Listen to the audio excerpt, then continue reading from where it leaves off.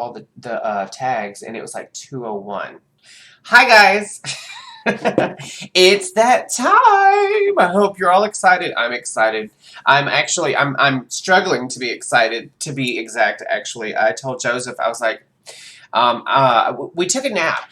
We actually took a nap. Hey Eric, it's good to see you in chat. Eric's in here now. The moderator meanie, as I like to call him. I took a nap and I woke up with a turd of a headache. It's over here, which means by the time I lay down tonight, it will be a migraine. Okay. My headaches will usually start either on the top, kind of like towards the back of my head, the top, or on this side. And if they stay in those areas, they will go away. But if they migrate to this side of my head, which it is, it's like right in this area here above my eyebrow, I know by the time I go to bed tonight, I'm going to need to take something to go to sleep, because otherwise it'll keep me up all night and I'll wake up.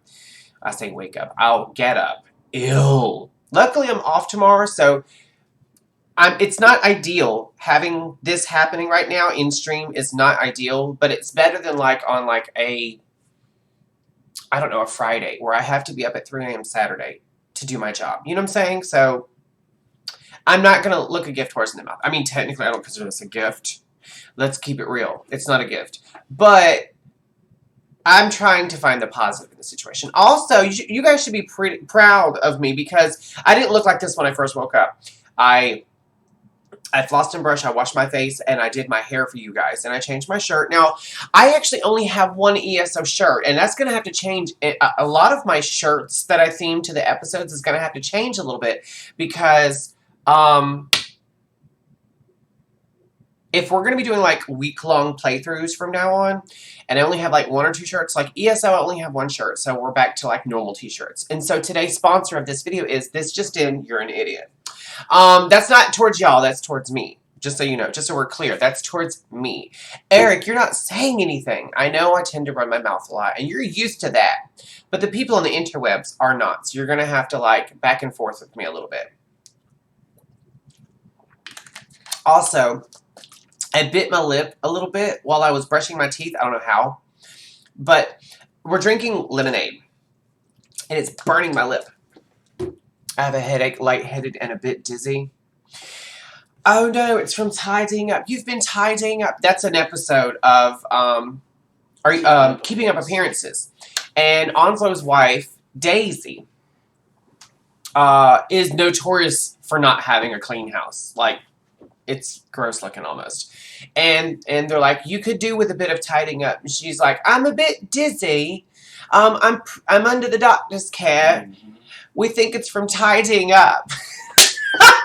And so every time someone says I'm either lightheaded or dizzy, I'm like, I'm sure it's from tidying up. And Joseph says it all the time. He'll go downstairs. Okay, full disclosure. I'm going to pick on you, but it's not mean, okay? And Joseph knows this because I've said this to him. God, how dare you? That's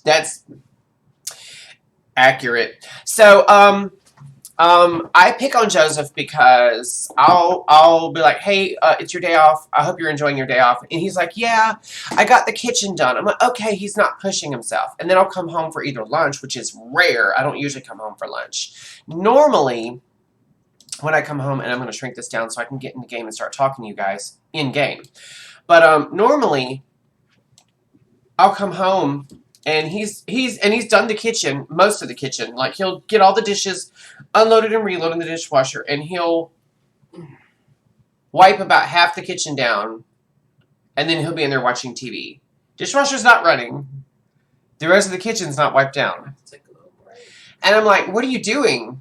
And over the years, I've discovered that when Joseph does anything in the house, it doesn't matter if it's the kitchen, the living room, the laundry, or whatever.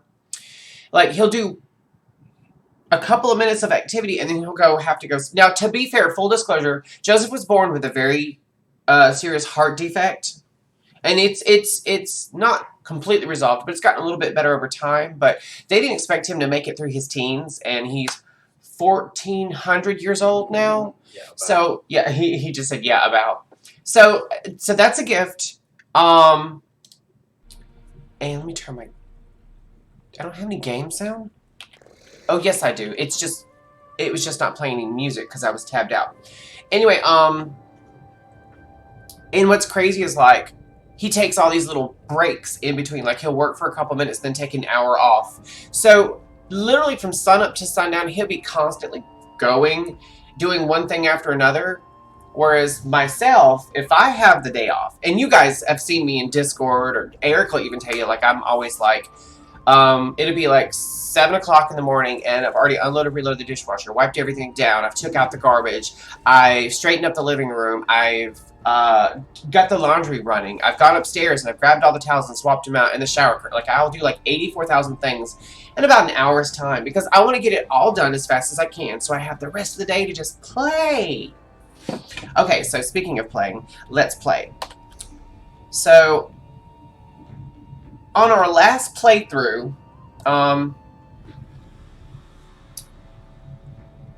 we met with Adusa Daro. I think that's her name, or Dara Duso. I think it was Adara Duso. We met up with her, and we went to where the vampires were, and we killed Boss Tranel, something like that. And we put that hateful bitch in power. And then we talked the guy that she went to save originally, Adusadoro. We talked that guy that she went in there after originally into joining House Ravenwatch. I think that's what it's called. So now he's technically a good guy. And so now we're on our way to Vaulthume to go find Lyris.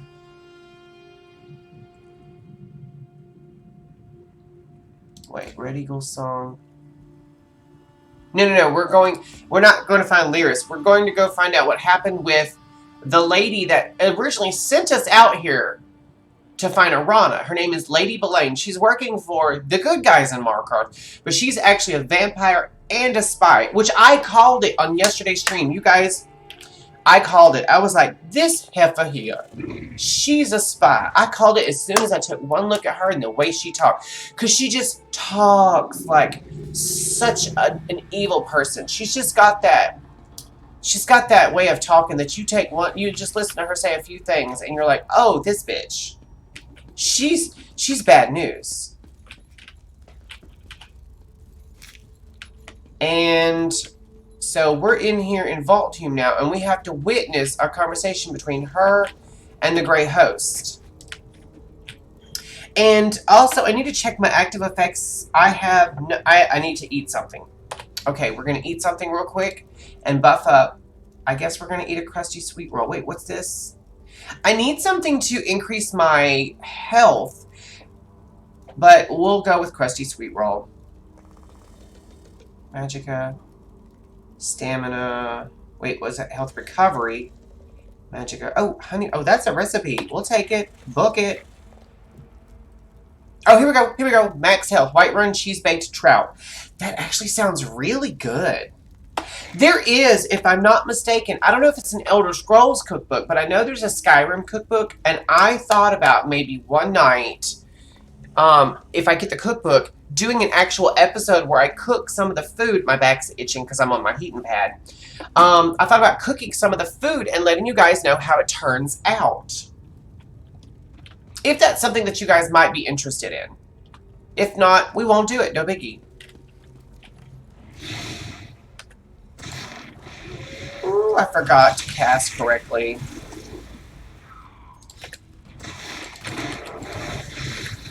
I don't know what he just... Oh, I don't know what that was, but I didn't like it. He can go eat a bag of doo-doo. Also, no loot in here? Really? No loot? Okay, oh. Let's skadooch past you guys. I don't feel like dealing with you guys. Dead guy. Oh!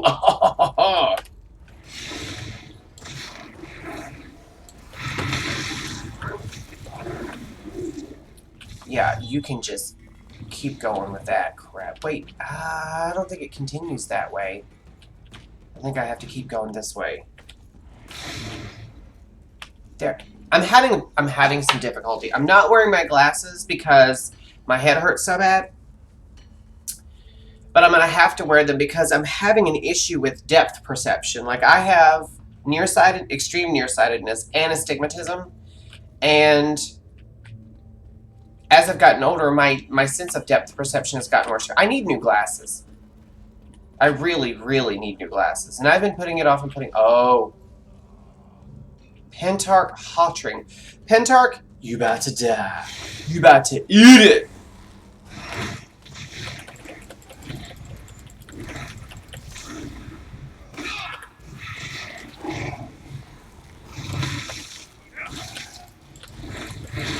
And I was outside of that. You didn't get me with it, you dingity dangle jerk. Ha ha! Finally got some loot. Not much, but a little bit. Just seeing if there's anything around the corners, like a chest. You guys know how I love a treasure chest. Here we go. Here we go. Here we go. Do not be concerned, Rada Al-Saran. Your plan. Oh, it's Rada Al-Saran. Haddock hangs on my every word, and soon Reach folk will fill Markarth like a larder. Excellent. With Markarth prepared, we need only claim the Arcs and Keystone. I'll make inquiries.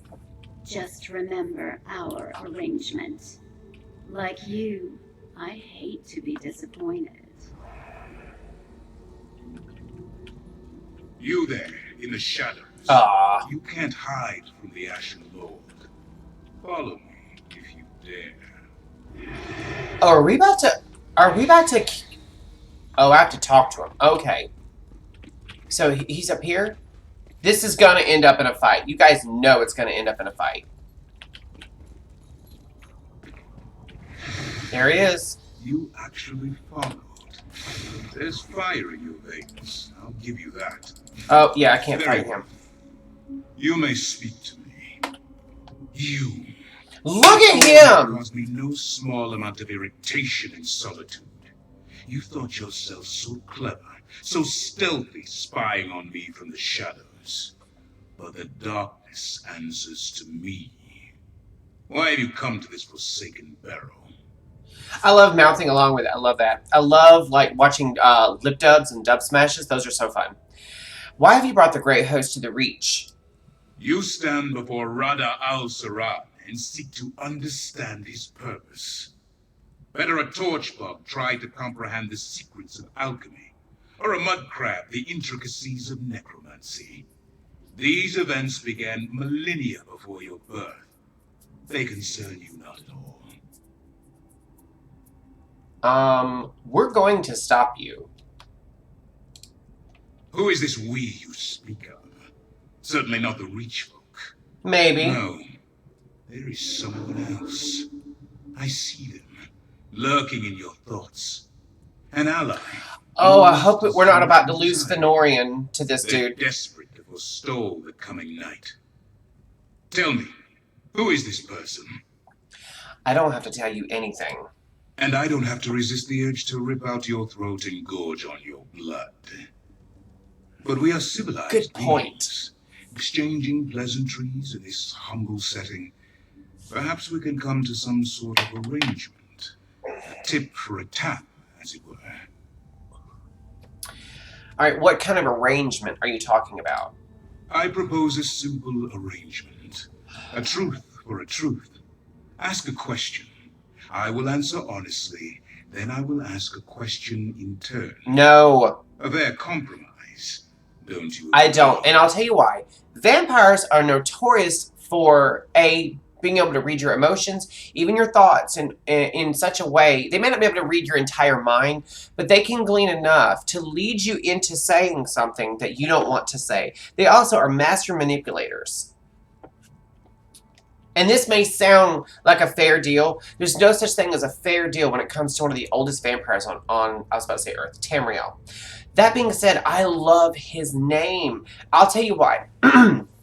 Rada Al-Saran sounds eerily similar to Insaba El-Nur. Now, whoever grew up in my time frame with a similar background as myself, like has the same interest, will know who, will know who that is. That is the real name of the arch nemesis Apocalypse. Apocalypse was the be-all, end-all of the X-Men franchise for the longest time. And Sabah Al-Nur was, well, you'd have to read the comics or even watch some of the newer movies to understand. Like he was the Billy Badass of bad guys.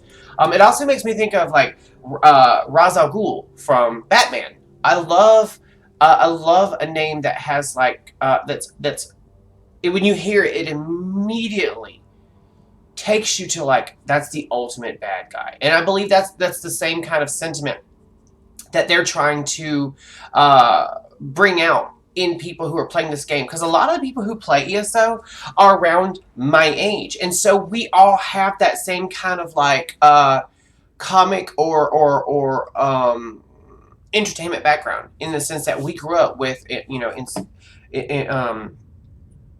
Sabah Al Nur or Ra's al Ghul. Like those names evoke like the ultimate bad guy. That and Lord Zed and Rita Repulsa. The only reason I brought those two up is because yesterday I was having a conversation with a girl who was born in 1997. No. She was born in 2012. The other guy that was in the conversation was born in 97. And I realized like I'm like infinitely older than I'm 17 years older than him. But we got talking about Power Rangers, and she was like, "Who's your favorite Power Ranger?" I'm like, "First of all, you're 20. I'll totally have this conversation with you. Second of all, Billy, the blue Power Ranger from the Mighty Morphin Power Rangers franchise. And I knew he was gay before anyone else did, before it was cool to know he was gay. That was the one that I liked the most in terms of, like, he was the smartest, he was the coolest in my opinion, because he was like the nerd, but he helped save the day. Now, in terms of who I was attracted to, I cannot remember his name, but he played the Red Ranger in the Mighty Morphin Power Rangers. I can't remember his name. Now, he was like the Slater of the Power Rangers, basically. All right, I'll play your game.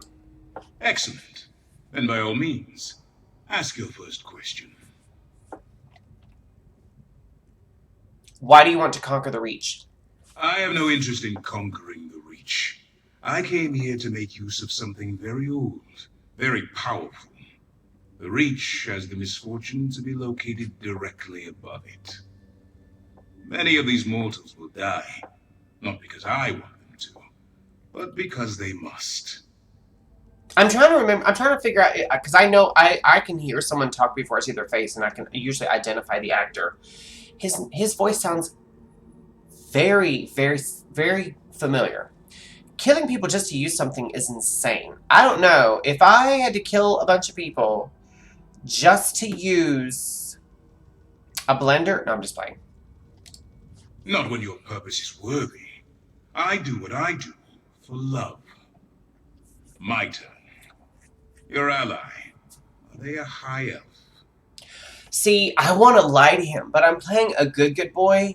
So I'm gonna honor the bargain, even because I'm honorable. You know what I'm saying? He's a sack of shizen. Your honesty does you credit. Thank you. Do you have another question?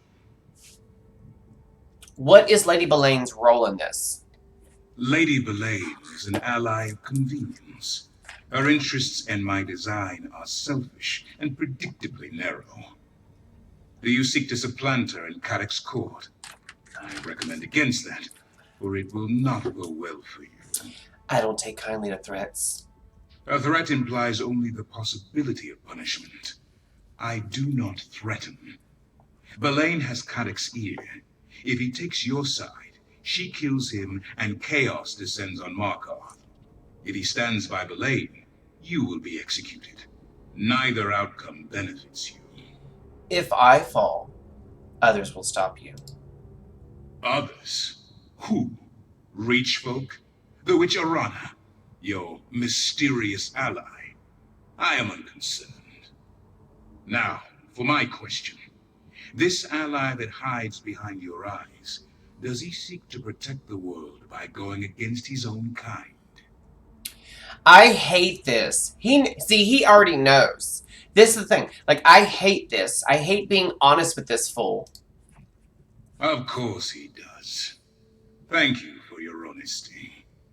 Now, do you have anything else to ask? All right, so here's where we're gonna find out his backstory. I have to know. Where do you come from?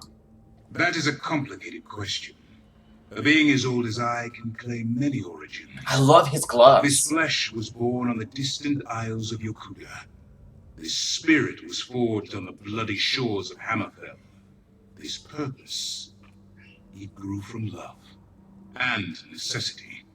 So he keeps mentioning love. So someone he loved, he's trying to resurrect someone he loves because he needs something of great, great, enormous power and age that will help him complete his mission, and it's a mission of love. You're a Yokudan. That word holds little meaning for me now. But yes, in my youth I dedicated my life to perfection. In art, perfection. In love, perfection. In war, 3 times he said love. especially in war, perfection. To attain glory in Yokuda, nothing less would do.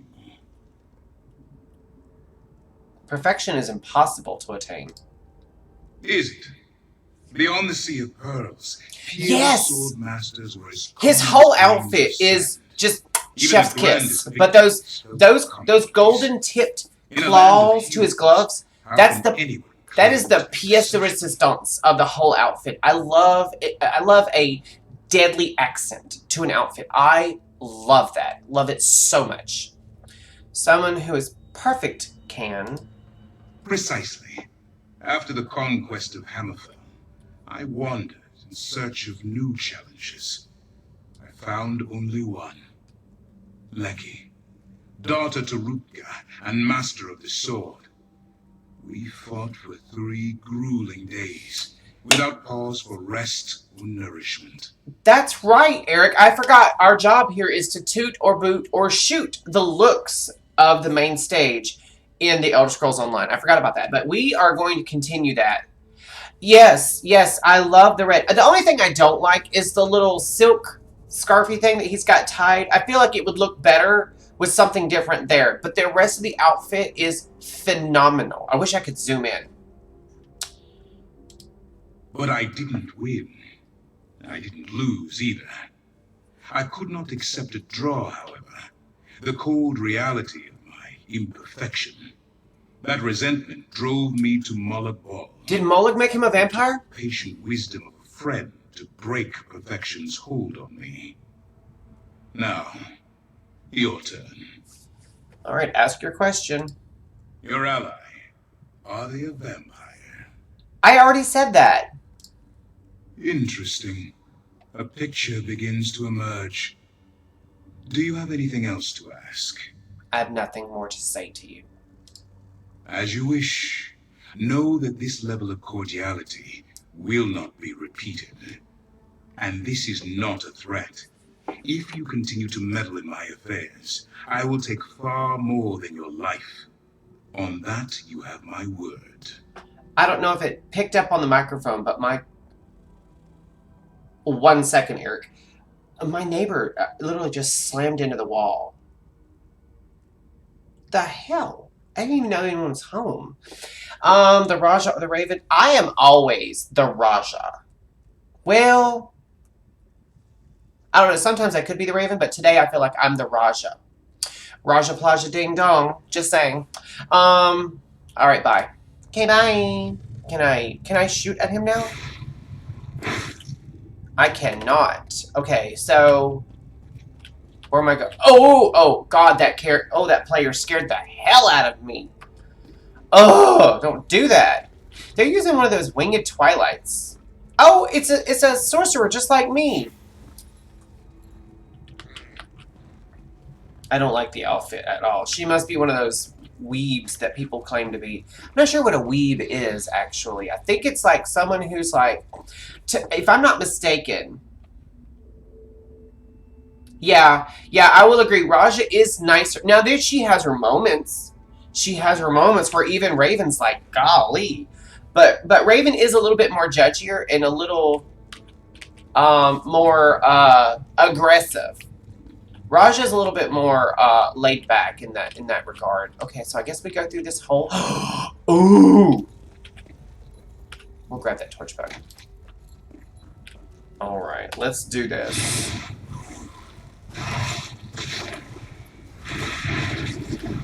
Well, that was fast. Wait, I think we're back in the where we came. Oh, I know where we're at. We're back. Voltume obviously isn't that big. We're back where we first came in, if I'm not mistaken.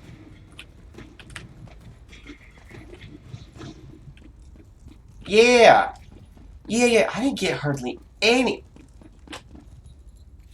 Eric, now that was just mean. You know, I almost buzzed my hair off again today, but I was like, no, I'll just style it. I tend to go pretty hot and cold when it comes to my hair. I either want it like really long, like my undercut where it's long, like the undercut, or shaved off. I do tend to just, like I said, go hot and cold with my hair. It drives me bonkers. Okay, so I have to return to Ard Caddock's throne room, and now I have to make a choice on, do I expose Lady Belaine,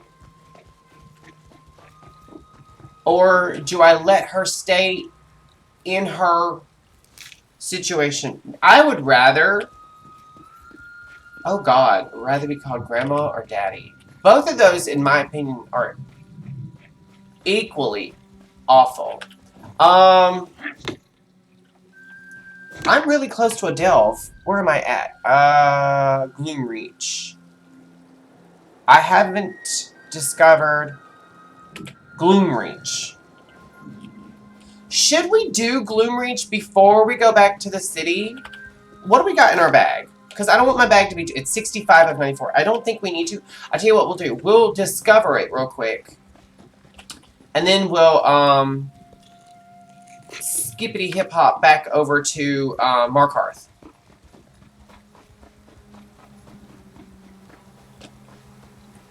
We're really close to it, though. That's for sure. Ooh, some stinkhorn. Grandma or Daddy? Oh my gosh. You really are, like, hitting me where it lives today. Sigic Callus. From the Sigic Order. Here we go. Ah, hello. You look incredibly capable, if you don't mind the observation. That's not strange to say, is it? I only bring it up because I'm in need of some help, preferably from a brave and strong sort. I have a little problem here. Wear looser robes. Just saying. In summary, my master and I are members of the Sigic Order. I, however, am a new recruit. I fear I may have blundered a transport spell upon arriving here.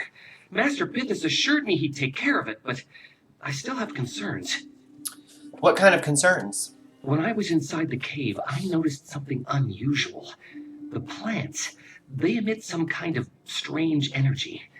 It was too dangerous in there, but I must confirm my suspicions, determine if this is my fault. Would you accompany me to take a closer look? Okay, I'll accompany you into the cave. I greatly appreciate your help, friend.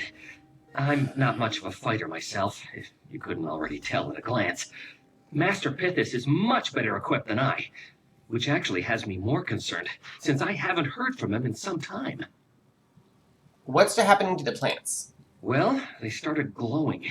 I've seen flora like this once before while I was researching spores from a Dwemer ruin. I have a theory about what's happening, but I need a specimen to study. Okay. You seem to know a lot about plants. Plants are much easier to understand than people, in my experience. Oh! My studies attracted the attention of Master Pithis and the Sigic Order, so I think it's worked to my benefit. Present circumstances notwithstanding, of course. Okay, goodbye. Smoky eye. Yeah!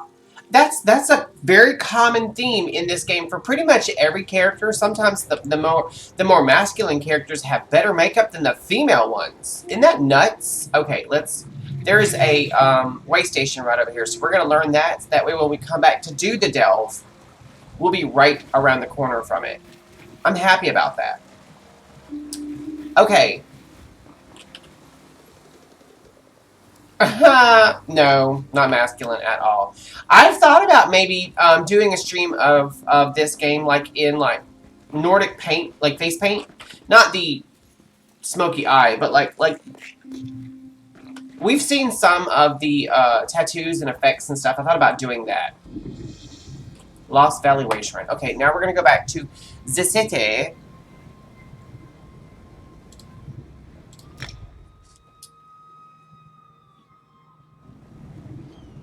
And yeah, I've been sucking down all this lemonade. I'm starting to feel my bladder calling. So we're gonna try to get through this. I'll see if I can hold it for the next hour and a half, but we may have to pause for a minute so I can go pee. All right, let's run in here real quick. Oh, switch my None of these Greek strangers could Oh, face that a idiot big dude. challenge. Not worried about him. Excuse me.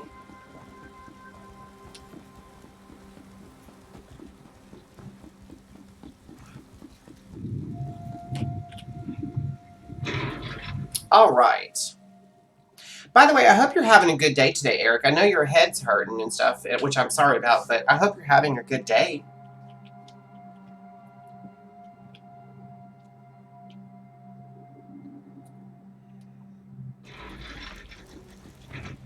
All right, let's. You know what? Let's mount up on our nowhere mount. It's okay. I goo. Okay then, you goo all you want.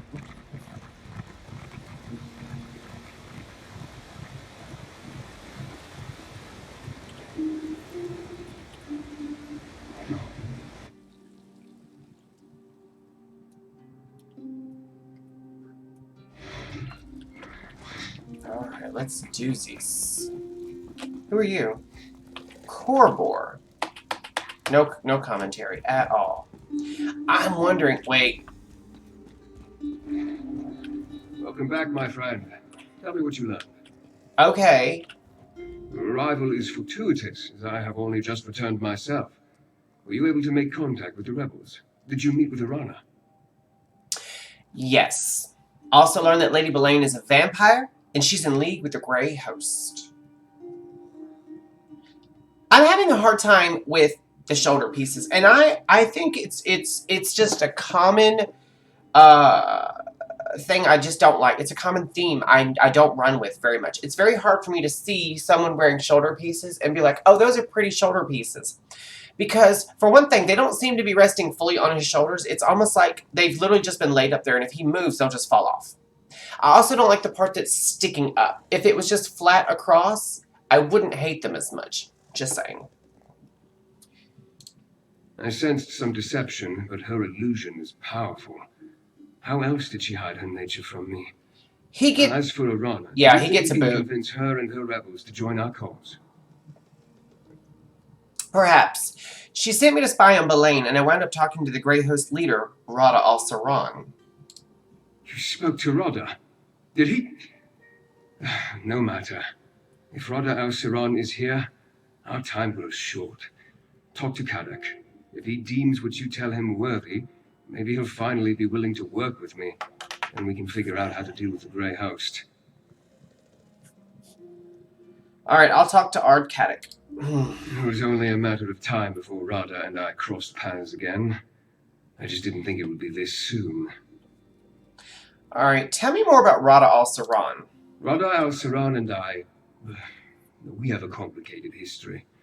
There was a time when Rada and I stood united in purpose, to preserve the lives and welfare of vampires. Then, as now, our kin suffered under Molak Bol's curse, and the cruelty of mortal hunters. You had some sort of falling out? Not exactly. At least, not all at once. When I first met Rada, he was immensely proud, but utterly consumed by his failures. He tried to find relief in bloodshed and battle, but he was truly lost. I did my best to help him. Did it work? Yes. His bloodlust gave way to introspection, and introspection led to study. He was already a peerless scholar. All Onse were, but he became fascinated with vampire texts. Eventually, he found a new purpose. A new purpose. Vampiric salvation. To accomplish this, he needed to break Molag Bal's hold over us and stop mortals from hunting us. I counseled peace with mortals, and for a while he agreed.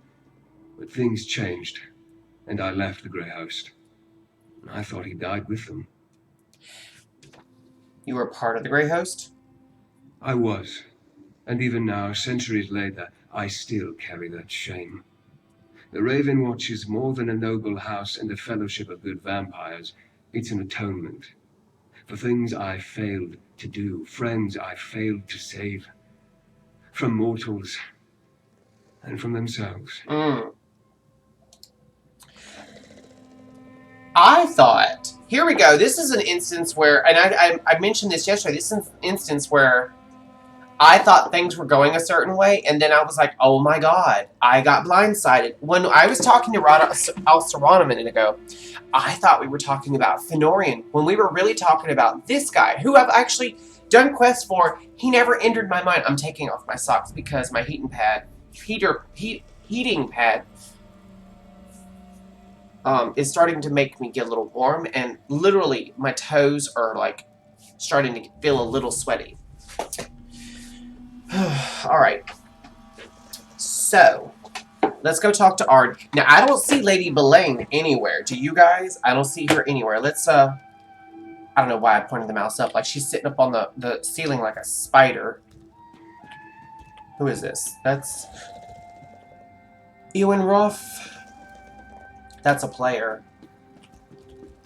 And then this is... for St. Word. The Grey Host is... I'll hear no more of this. Go! I want to talk to the outsider. Now he wants to talk to me. Okay. The outsider returns. But are you a true warrior? Or a parasite like these damned leeches? Did you do as Lady Belaine asked? Did you deal with the Rana? Tell me you have her head in your back.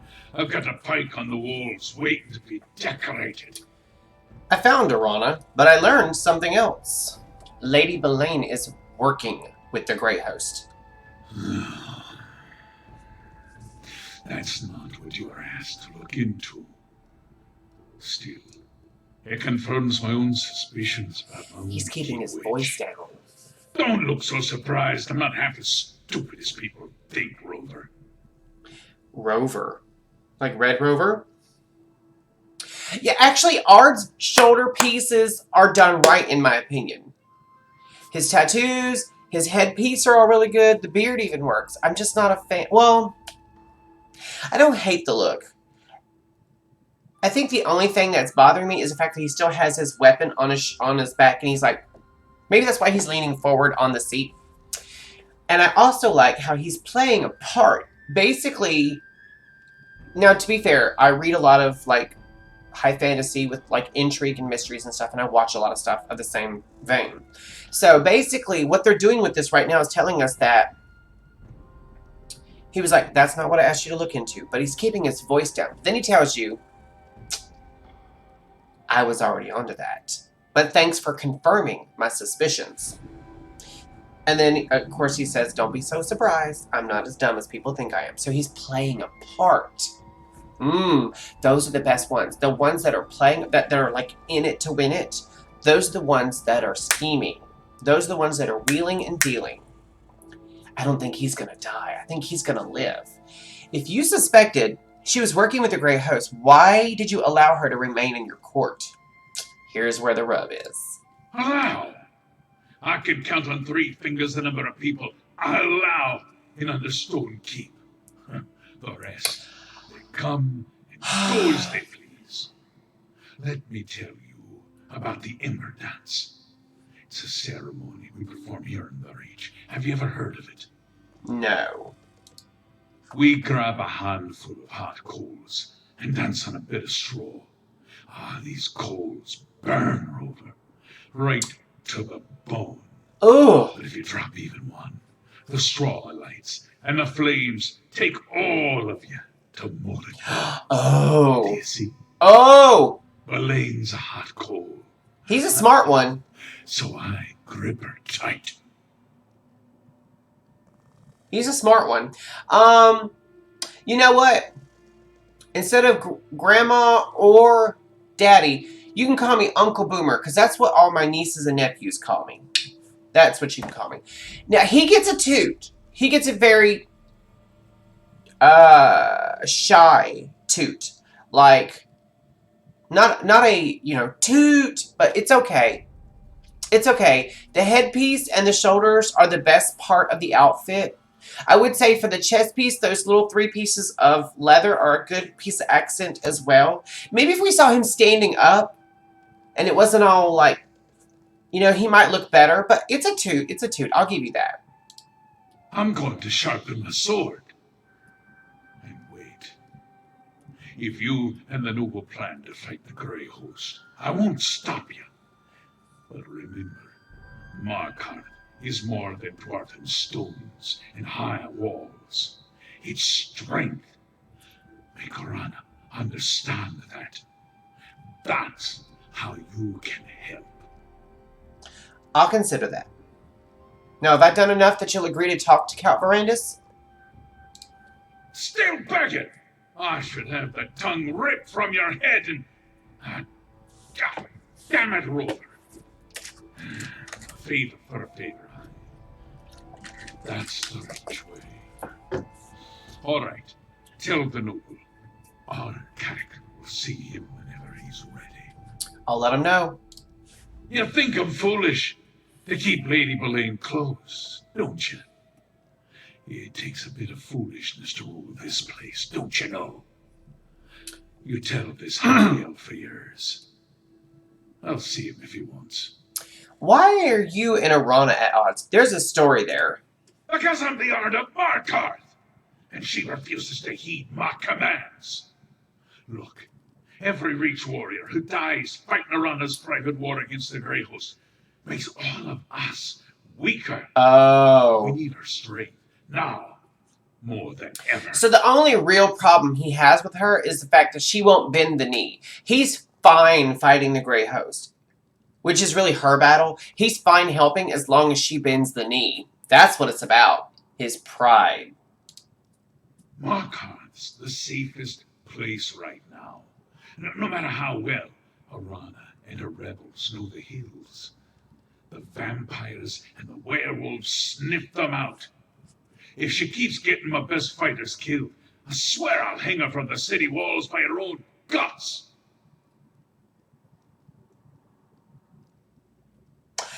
Hey, Delin! Oh my gosh! I mentioned you, not yesterday, but at my last stream. I'm so happy that you're in here. Oh my god, I missed you. I missed you. I missed you. I missed you. I missed you. Yes. Yes. I took a break. I didn't take a break from the Dark Heart of Skyrim. I didn't know where to go. I had to Google it. And I ended up on the UESP, as most people do.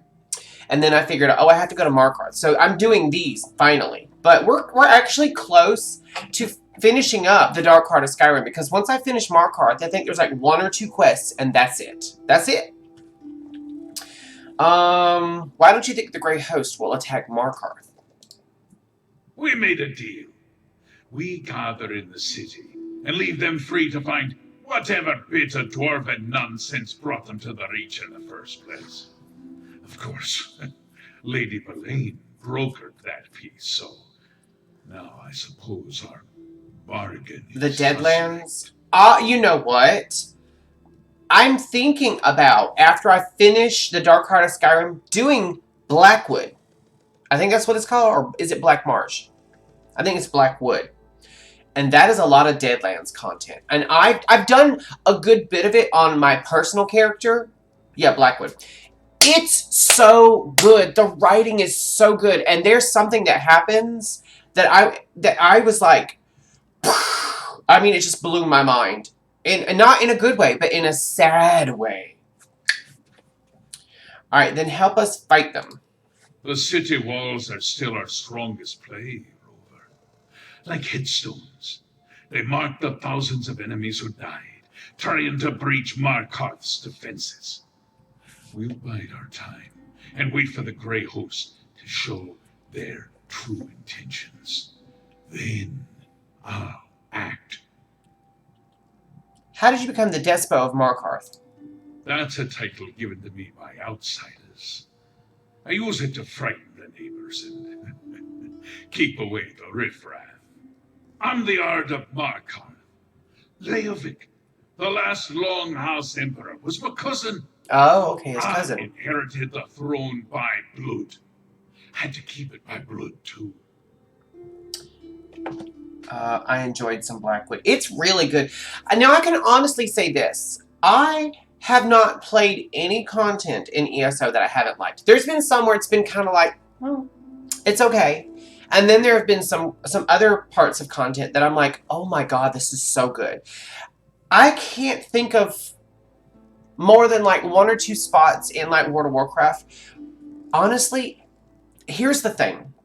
I want a happy ending. I want a happy ending with the content, the lore, whatever, the story for that expansion. I want a good ending. That being said,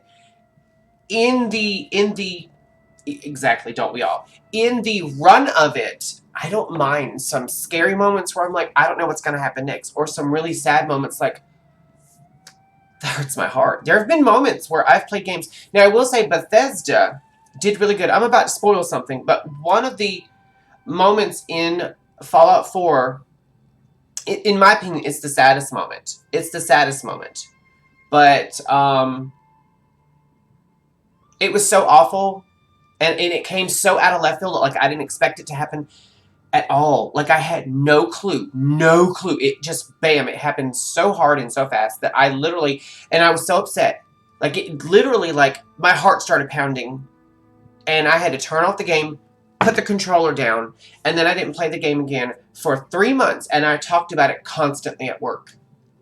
And it is when you're doing the... And this is what's crazy. Nuka World, in my opinion, is the second worst expansion for, or DLC, whatever you want to call it, for Fallout 4. But it has some good storytelling. And by good storytelling, I don't mean all happy hunky-dory. I mean... Good storytelling for me is something that takes you, that hits you in the emotions, like makes you feel something. And what it was is, in Nuka World, you go to a place called Kitty Kingdom. It's like their version of Disneyland, right? And as you're clearing the area, you keep coming across this guy named Oswald. And he's a sentient, non-feral, glowing ghoul. And at the end of that whole quest line, you have the option to either kill him or let him go. I always choose the good option, which is let him go. He goes looking for his girlfriend.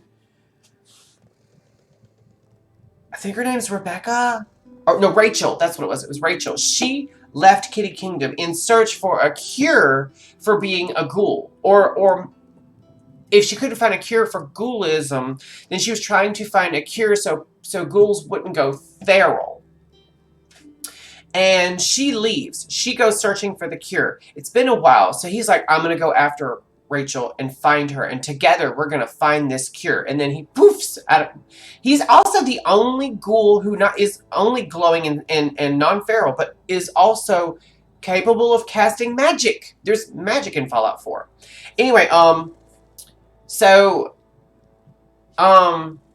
that's the last you see of Oswald, the Magnificent, I think is his name. Right outside of Kitty Kingdom is this little town. I can't remember the name. It's like Bradburton or something. And you're running around, and there are feral ghouls in there, and you're killing them or whatever. And then as I was coming around a corner on this kind of dilapidated, semi-destroyed building, there was a dead ghoul in there. And as I ran my mouse across it, the name lit up, Rachel. And in her possession is a holotape that she leaves for Oswald in case he finds her. And it's sad that as soon as she left the Kitty Kingdom, she started going feral, and she knew it. Oswald the Outrageous, it might have been that. She started turning feral, and she knew, and she was still sane enough to know that she needed to leave something for him to find and tell her goodbye. So it's this very heartfelt and heartbreaking letter where she talks about how she always loved him and she always will. She's not sad that she's having to kill herself, because that's what she does. She kills herself, and she's ending it on her own terms while she's still herself.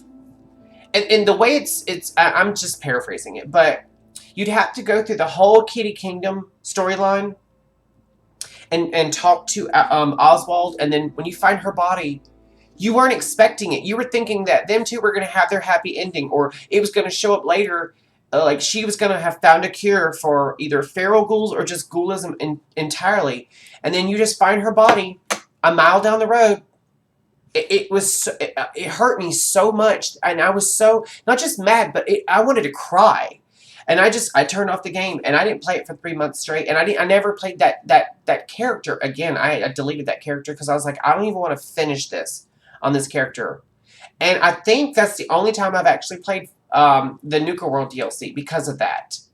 Hurt my heart, let me tell you. Hurt my heart. It's just thinking about it makes my heart hurt. It was heartbreaking. But that's what I mean when I say I love good storytelling. I want something that's going to give you such an emotion. It's one thing to be like playing on a spaceship and get killed and like over and over and over and that piss you off. That to me isn't a good game. To me is a game that outside of combat, you're so engaged in the story and it takes so many twists and turns that when you're done, you're literally like exhausted. That to me is the best experience for a character. Combat comes and goes. Spell effects and loot comes and goes. But it's the story and the characters that stick with you. And that one there, it's been years since I played that. And it still hits me like I'm still going through it. It still hits me. In World of Warcraft, the very first time I ever saw one of the in-game cutscenes that hurt my heart, was in the Warlords of Draenor expansion where alternate universe Velen sacrifices himself to save everyone. It's done so beautifully and with pretty much no dialogue. I was literally in tears the first time I saw it, and I still watched it every once in a while. Stuff like that sticks with you. That really sticks with you. That's the best kind of entertainment, in my opinion. All right, so he inherited the throne by blood and had to keep it by blood, or as he likes to say, blood, too. What do you mean? You ask more questions than my third wife. Leovik's clan, my clan, squabbled over the scraps after Varen murdered my cousin. Pretty soon, they came to take my city.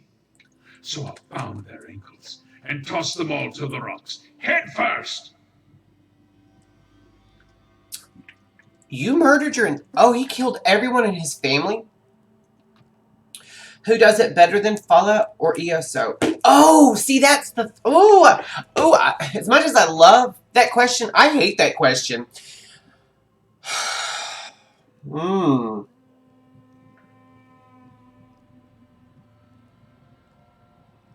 That's like comparing apples to oranges. They're both fruits. You know what I'm saying? Jeez. Oh, I mean, I'm literally stunned by that question. I honestly, in Blackwood, when you face up against Molag Bal, the end of that, right? Or actually right before that, when you're just with this, when one of the ambitions bites it. That one there, that hit me probably because it happened so suddenly. Like, you weren't expecting it. You thought maybe the ambition would be captured. No, that's not what happens. That hit me as hard as when Velen sacrificed himself, or when you find Rachel's body. Like, I can't say if Fallout is better than ESO or vice versa. I will say in terms of, like, that kind of reaction, I don't think I've ever gotten that reaction from the Elder Scrolls V Skyrim. Now, I've had some very, like, oh my god moments, but never like, like, I've never gotten that. But to me, that's the best writing. I mean, there have been moments where the writing in any of those games I've mentioned have cracked me up, and I love that just as much. I love something that is very emotive. I love something that just gets you, either in a good emotion or a bad emotion, or even like something that confuses you. Or I love a moral dilemma. Well, okay. I really like a moral dilemma. I wouldn't say I love a moral dilemma. I've actually, okay, you'll be proud of me. I'm mentioning World of Warcraft. I haven't played World of Warcraft in a couple of months. I've logged in once or twice just to check the auction house, but I've done no questing, no leveling, and I've deleted most of my characters in World of Warcraft. The only games I'm really keeping up with right now are ESO, Fallout 4, The Outer Worlds, and Star Wars The Old Republic. I do a little bit of STO and Lotro as well, and some Fallout 76, but those are like off time. And I don't know if you looked at my schedule. I've changed my format. What I'm doing now, because it's been a minute since I talked to you, is my days off from work are now my days off from streaming. Oh, it used to be a lot more, dude. It used to be a lot more. I used to also play like the Secret World Legends. I do also play Shop Titans like every day. And then there was Fallout Shelter, Fallout New Vegas. I'm a big Fallout fan. No Man's Sky.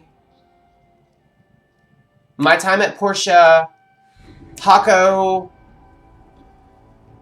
Oh God, there's more. There's more games. There's more games. But I still play them every once in a while. I'll hop in for a little bit just to like, so I don't get lost.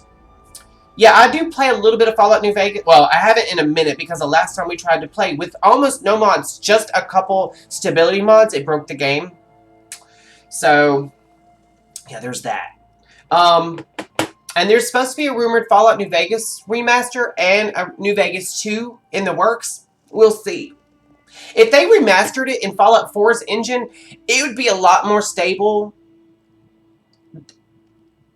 We'll talk about that later. But yeah, anyway, to NCIS for me. Well, I mean, it is different studio made it, and so it has a different feeling.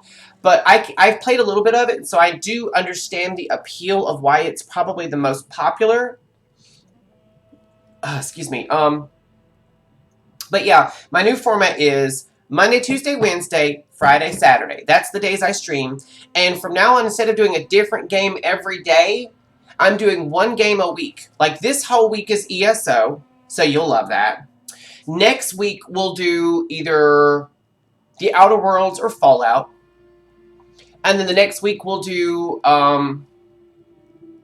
probably more than likely either Star Wars The Old Republic or some other game. I'm trying to also streamline it down to only 3 or 4 games. That way, each month, I'll be on the same rotation, basically. So if you look at the date, you'll know, oh, he's playing this today. You know, I'm trying to make it easier for people to follow. Because I've noticed that when I stream a specific game, because like a week or so ago, I took a break from my normal every day is a different game, and I streamed a lot of Fallout for a couple of days. I noticed that my engagement was up, and I had more viewers, and I drummed up more followers. So I'm trying to figure out which, just on stream though, right? You get to them more often just off stream. Yes, I do get to play not all of those games, but sometimes I'll go a month or more without playing one of those games that I don't stream. But I do get on them, and I play them on my off time. And the reason why I'm changing my stream days like this is because I'm streaming a different game each day, when it's my time off and I want to play a game, I'm kind of like, well, I just played this yesterday. I just played it 2 days ago, and I don't feel like doing it right now. Now I'm trying to, like, reconnect to my personal playthroughs on my days off. Now, Fallout 4, I never have to reconnect to it. I'm always... That game there, I've got, like, almost 4,000 hours logged in Fallout 4. So, yeah. Yeah, I love Fallout 4. You murdered your entire clan? All that were left, aye, and the word is executed, not murdered. And Ard offers food, freedom, and protection with his right hand. With his left, he promises cruelty and punishment. Those that covet the right, get the left. Simple as that. I just want to, like, one more time to Wes Johnson, who voices not only Ard Kadok, but also Shia Goreth.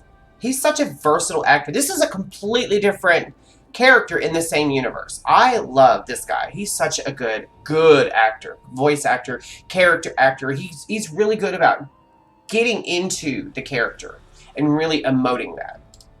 No, That story's far worse. So there's a I worse know. story than killing his entire Won't clan? be telling it this day. Alright, goodbye.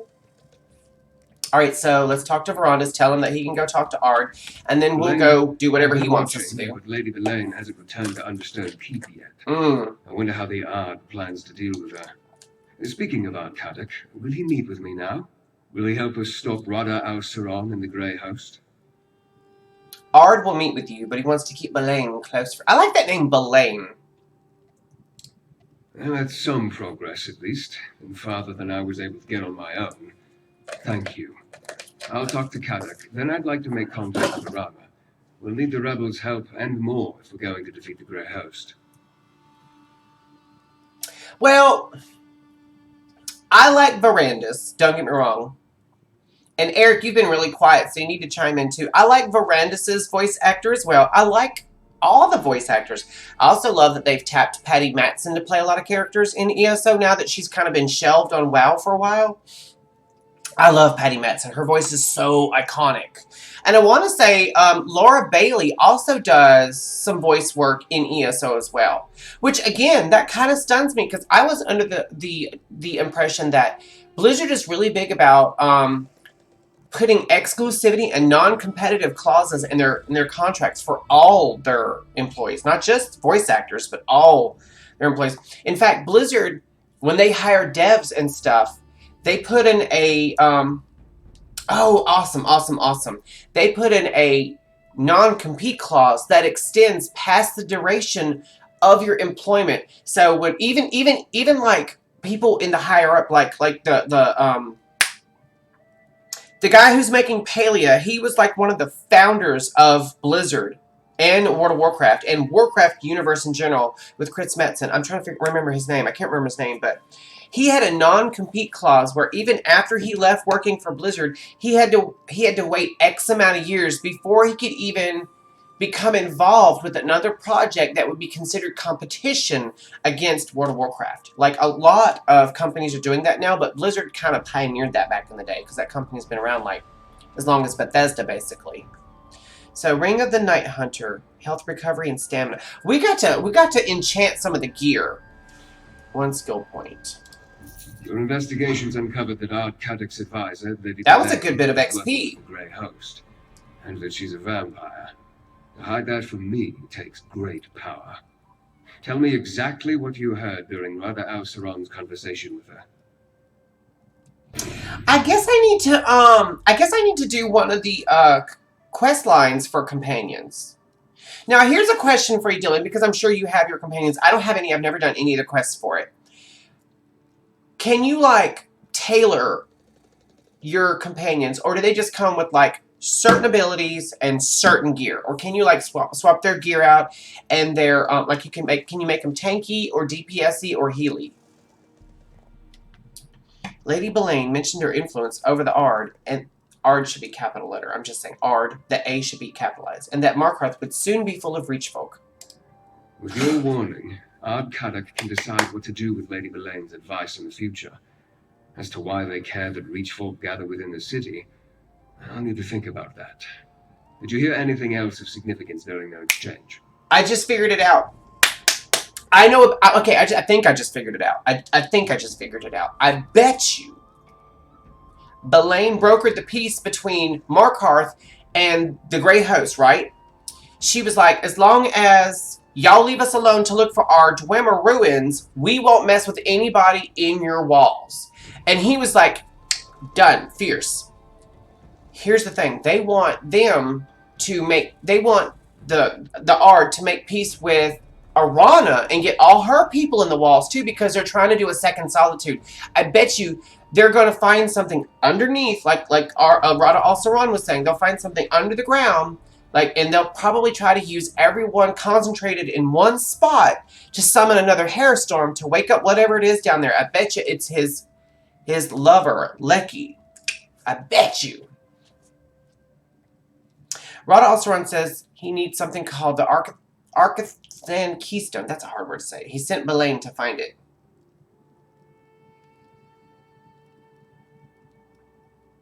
Oh, guild skills as well. So I'm in the Mages Guild, the Antiquarian Circle, the Bards College, the Thieves Guild. I have not joined the Fighters Guild, so I probably need to do that.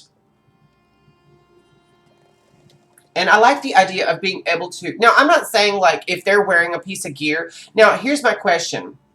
When it comes to their gear, is it specific gear specifically for them, or can you just take, like, a piece of gear that you crafted and put it on them? Rodder tried to use dwarven devices once, but nothing came of it. Interesting. As I toured the city, I met Nolavan. He works with dwarven scrap in the southeast section of Markarth. Maybe he can lead us I'm to this sweating from my feast heating before pad. Elaine acquires I'm about to move it for a minute.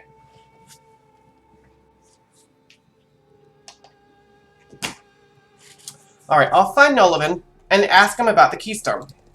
Despite occupying the ruins of their lost Okay. civilization, few Reachfolk want anything to do with dwarven devices. That's why Nolavan intrigued me. While you deal with him, I'll seek out Arana's rebels. If I can't find them, they will surely notice me. I thought you also wanted to talk to Kadak.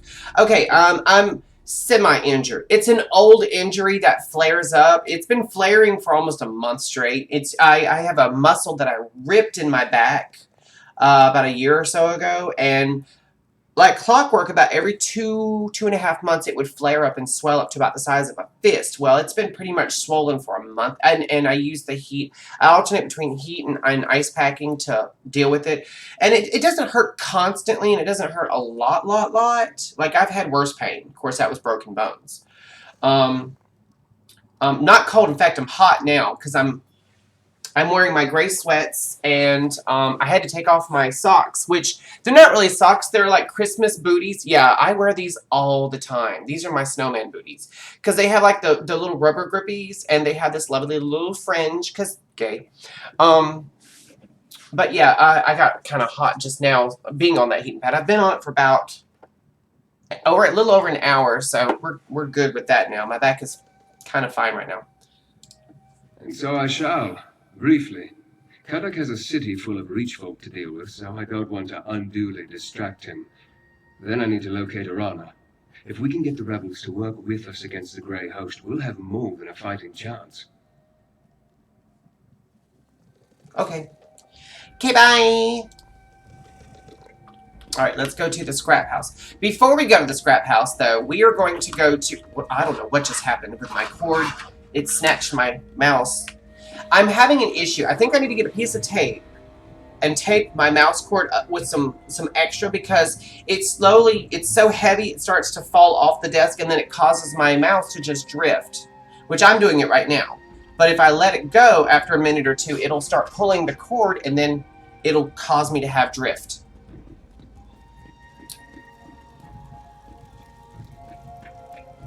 And I'm actually really good with controlling my characters. It's just in stream, I'm trying to like give you guys a view while I'm doing something, and it seems to always want to backfire. Okay, so I need to find.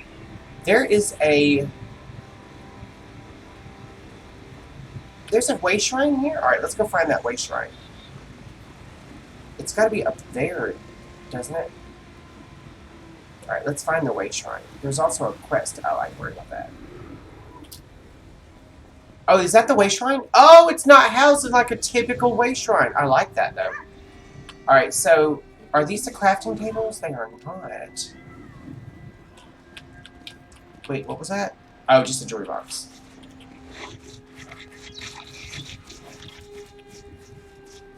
Guild trader. What is with all these damn arrows? What is... Well, they're gone now. Joseph's the one that always gets cold. Now, I know in Skyrim, the crafting tables are like right about here. So are they here? Finally, someone looks strong enough to actually... They are not. They've gone Where too in the far. hell are the crafting Will not tables? stand. I seek adventurers to combat evils in the Reach. Woodworker.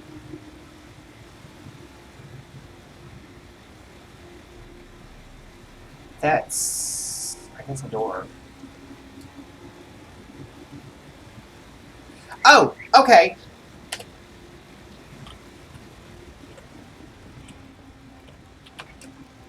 Is it through here? Am I going the right way? No. I was about to go the wrong way. It's very hard to navigate in Markarth. That's one of the things I hate about it. I still went the wrong fucking way. Pardon my French. I'm sorry. I get aggravated when I get lost. I just get aggravated when I get lost. Markarth is one of those towns that no matter how hard you try, you will get turned around.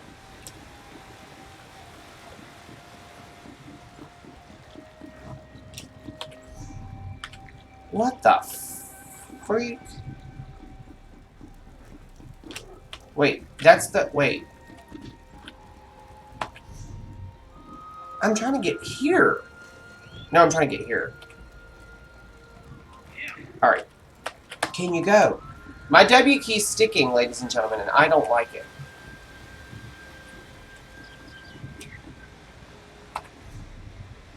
I'm right ab- Oh, I'm above it. Alright, we're just gonna jump down. Screw that. It's Underhall. This is so stupid. Trying to find a place in Markarth is aggravating, to say the least. Okay, this has got to be the crafting hall. What do we got? That's outfit station, which we might work on in a minute, because I'm going to see if I can upgrade some of my gear in a minute. Alright, let's, I know you guys get bored when I do this stuff. I'm going to try to get through it as quickly as I can, but there's some stuff I need to get done.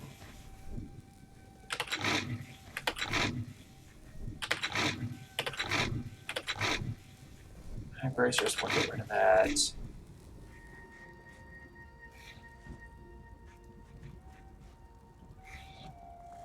Armor value by 14. Kills. Void color. I don't care about that one so much. Okay, let's research.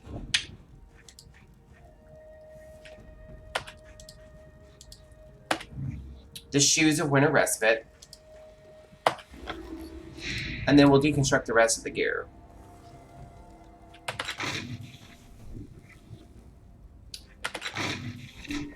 I'm going to keep this one as well. And that one. That way I can research those as well. Well, I mean, I'm going to do what I have to do. I just don't want to bore you guys with too much of this. Because, I mean, I also don't want to just do this. I also don't want to be stuck here.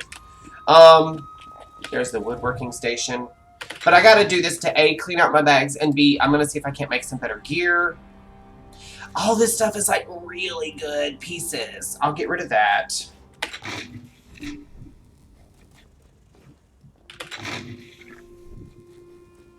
And then apparel, just the oak shield, and we'll do research real quick on... Wait, what do I have? What do I have going on? Witch Knight's bow. That's a really good bow. I might keep that.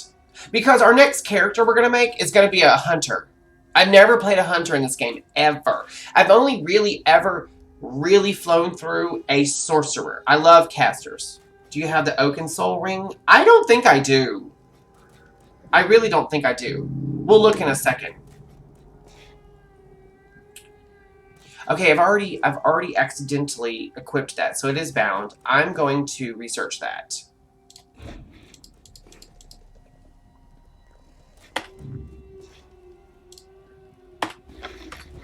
Alright, now I need the blacksmithing, which I can't find. Here it is over here. I was right next to it.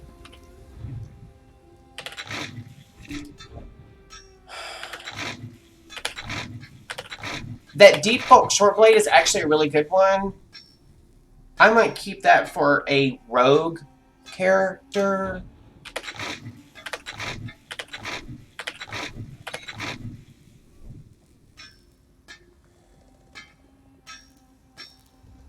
And we'll get rid of that, and we will research that one, the gauntlets.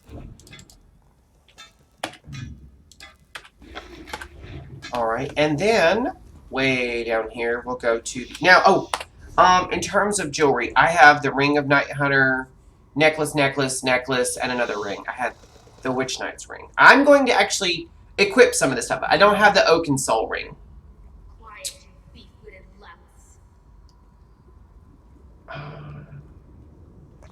This will give me a new tier set, basically.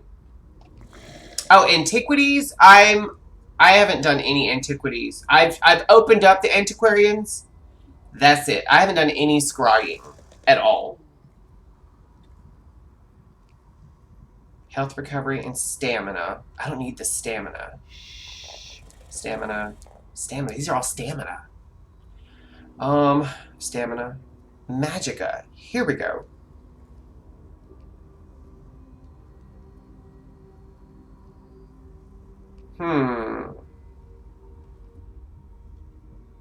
Alright, let's go ahead and... We're going to research that one, I think.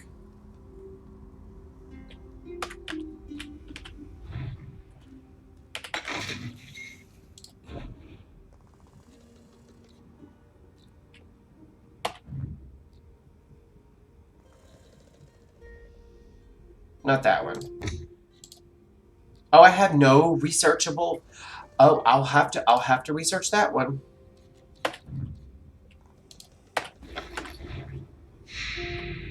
Okay, let's make some enchants real quick. Let's do that, because I'm gonna have to re-enchant some of this gear in order to make it viable. It's Jorah, Mako, Jajota. 272. 259. Maybe it's not Jorah. Maybe it's... No, that's not it. Is it Parade? It's a little bit better. And that's it, really. And then as far as magic, that's Regen. That's a jewelry one. I swear. Wait.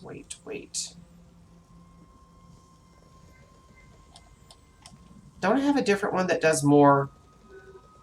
I could have sworn. I guess not. Alright, we're going to make 5 of those real quick. The music is... You know what? You know what? I meant to say something about that earlier. I love... You know what? Let me show you something. I can't play the music. But when I'm at work in the morning before we open for business... I'm going to have to turn it down very quickly. Because I can't play it. I have it on the Skyrim Atmospheres radio. I listen to this a lot when I listen to this. I mean, I did not go to it. I literally just brought up my Pandora. I listen to it a lot. Like a lot. It kind of like, it keeps me from like, it keeps my blood pressure down because the music is so relaxing. Now, there are moments when it'll play something, and it doesn't just play Skyrim music, it plays something along that vein. So sometimes you'll hear something from like Audio Machine, or M83, or The Midnight, you know, like you just, or Dance with the Dead, you know, you'll listen to music that's in that same vein. Alright, so we've got our enchants. And, just out of curiosity, I do want to see if I can make a nice ring. I'm level 23. This will do max stamina. That's Magica. That's what I need, really. What about necklaces? And I don't have any of that as well. I mean, I can always enchant the stuff. I can do that, but I think the enchants... Oh, I didn't make jewelry enchants, so I have to enchant some jewelry, don't I?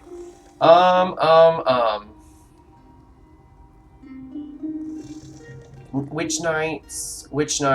Okay, these two are Witch Knight. They're both rings, and if I equip both of them, they'll give me an extra 118 weapon and spell damage for 2 of them.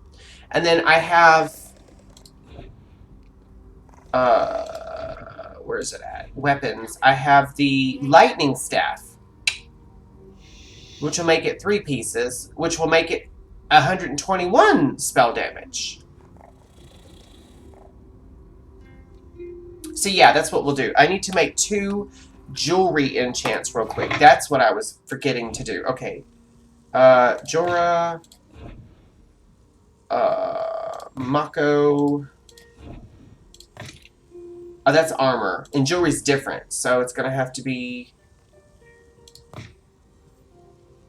magic recovery. Yeah, that's gonna have to. I need 2 of those.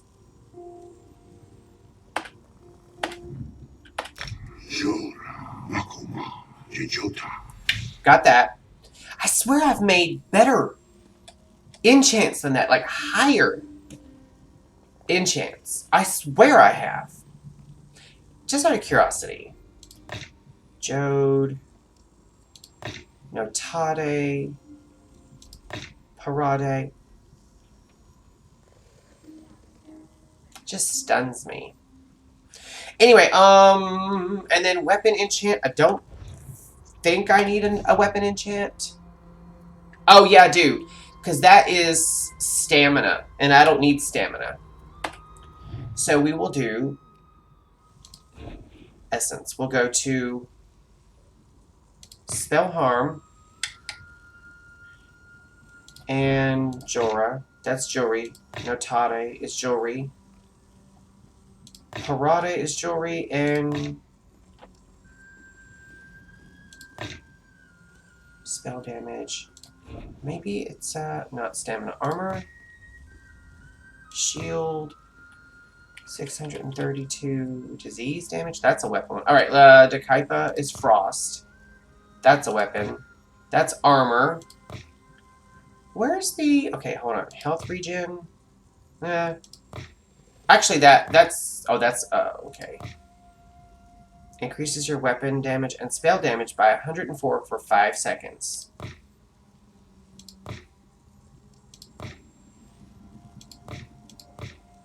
Shock damage. Magicka regen. Armor. Jewelry. Quoko. Poison damage. Kaderi. Wait.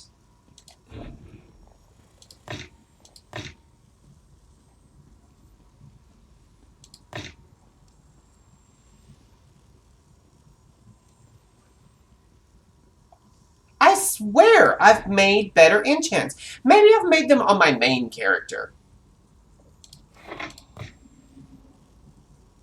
Maybe that's what it is. Maybe I've made them on my main character.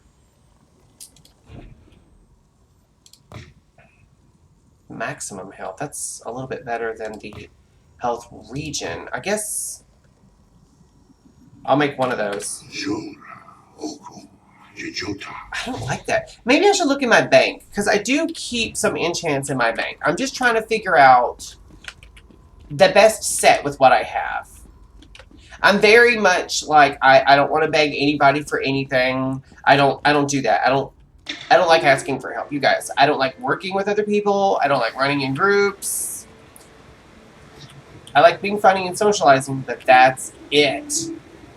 Alright, so where's the bank? It's way over there! Oh, this sucks. Alright, let's go looking for the bank. I'm pretty sure I'm going the wrong direction, but we'll see, won't we?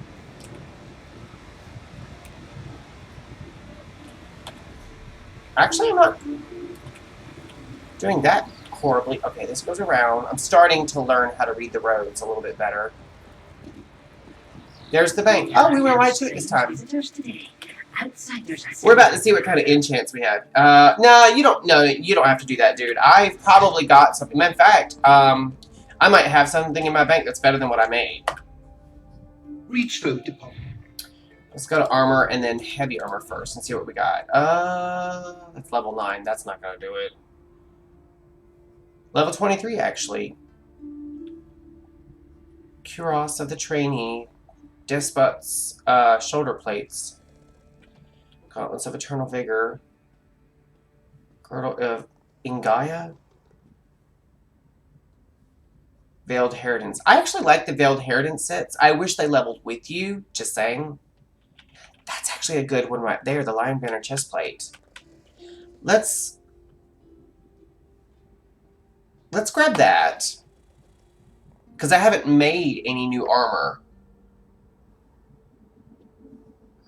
Health. That's definitely better than what I'm wearing. Sabatons of the Veiled Inheritance. I like the Veiled Inheritance stuff. I really do. We'll grab that. We'll grab that. That's just garbage. Why is that in my bank? I'm going to grab that and get rid of it. Okay, weapons. And we'll go with Destro Staff. Estrus Dread Staff. It's actually a little bit better than what I'm using. Fire Staff of the Great Host. Frost Curse Staff. Staff of the Sun. It's a Flame Staff. It's a Healing Staff. I don't like that. Just seeing what I have in my bank. I hope you guys aren't too bored while I do this. Frost Staff. And Xyna's Storm. Oh, I just had a pain. I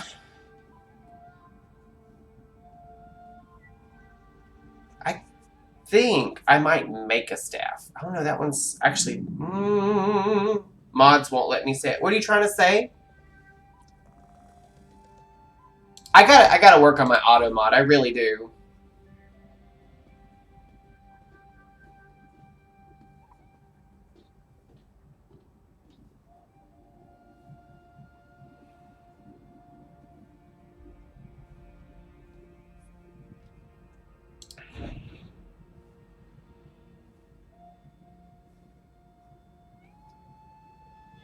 Charades, then 2 words. First starts with Q.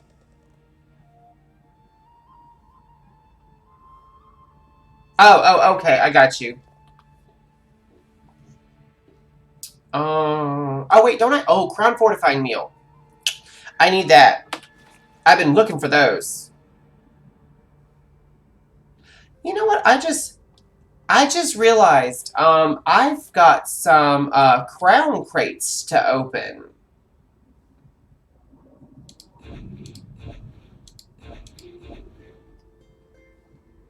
Here we go. Glyphs. Here we go. Absorb Magicka. That's a weapon glyph. We're gonna grab that one. That one, that one, that one, that one. That's a weapon glyph. We'll grab that one. I'm just grabbing all my magic ones. That's a good one. There's the... See, I know what it is. I made these. That's a good one. On my main tune. Second word was with... This is how you say this word. Whereas. Yes. I always say cuirass. That's a jewelry glyph. I might grab that one. Weapon glyph. And I think that's it for these. Alright, now let's deposit some stuff real quick. I want to deposit that and that. As well as that. And that. That will be... I'm going to drop that one, and keep these 2. And as for consumables, I don't need that, I don't need that. Or that. The rest of that's garbage. Mats, furnishings, I don't need that. And miscellaneous stuff. Yeah, There's a treasure?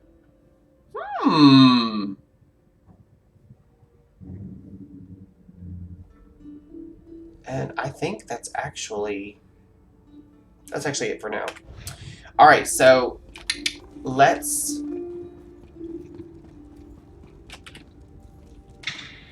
see if we can't make our way back to that crafting hall real quick. Strange visitors today. Outsiders asking about the Rana.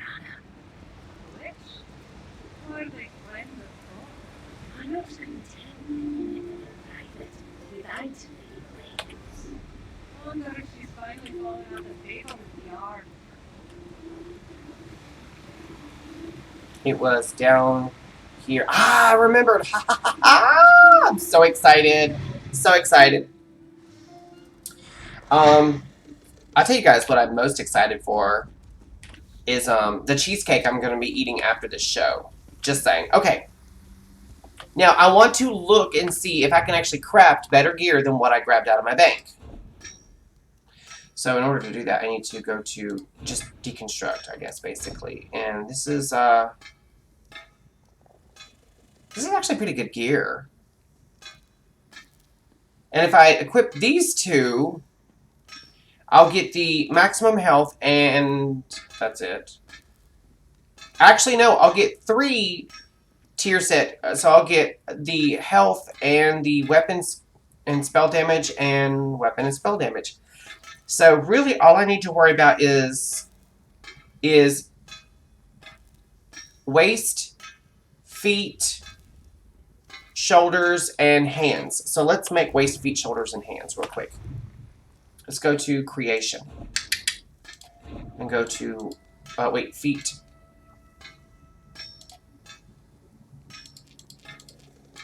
Okay. So 2117. Oh, wait. I'm wearing a pretty good piece here. Armor value. So that's 2371. Actually, it went up a good bit. Without it, it was 2117. And then I could actually upgrade it. Eric has probably laid back down. He is not having a great day. He's got a really bad headache. He's kind of lightheaded and dizzy.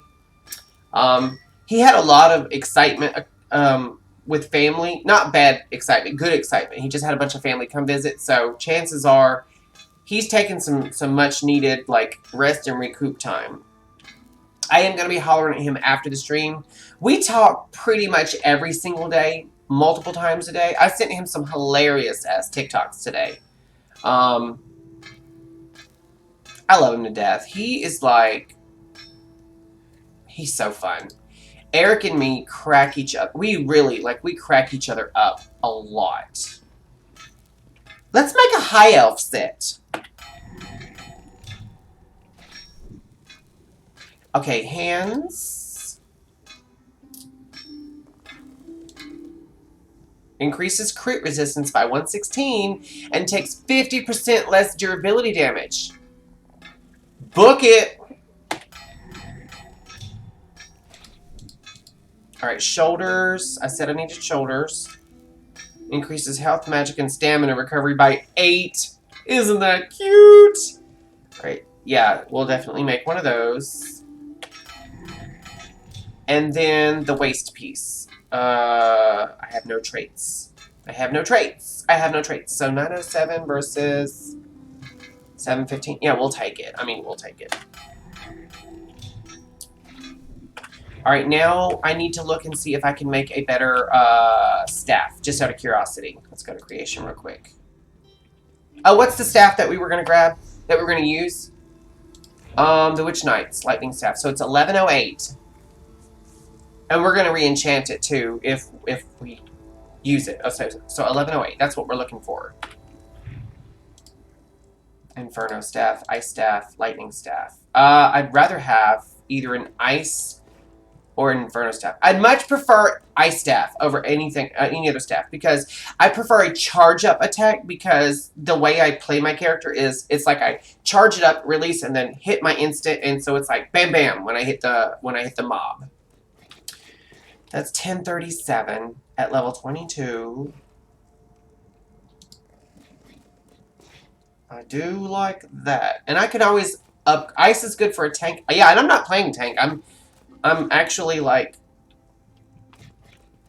I just hate something that like starts just shooting flames or shooting lightning instantly.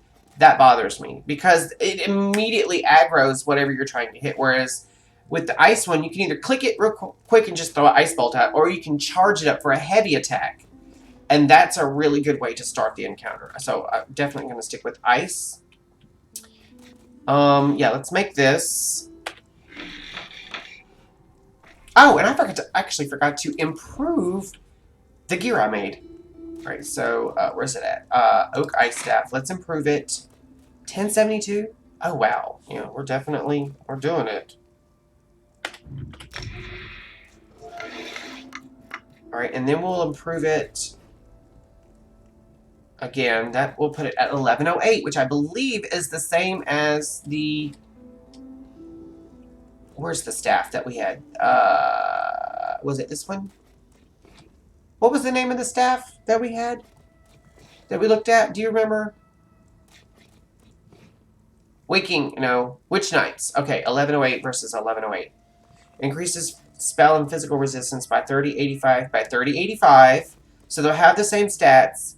This does 1674 physical damage and restores 312 stamina. But I'm going to enchant. Yeah, the Inferno staff does, but it's, to me, it's also about a little bit about aesthetics, because I'm gonna re-dye my clothing kind of like either a light or dark blue. That doesn't work with fire so much. I'm just saying. It's all about my headcanon. So we're gonna keep this staff.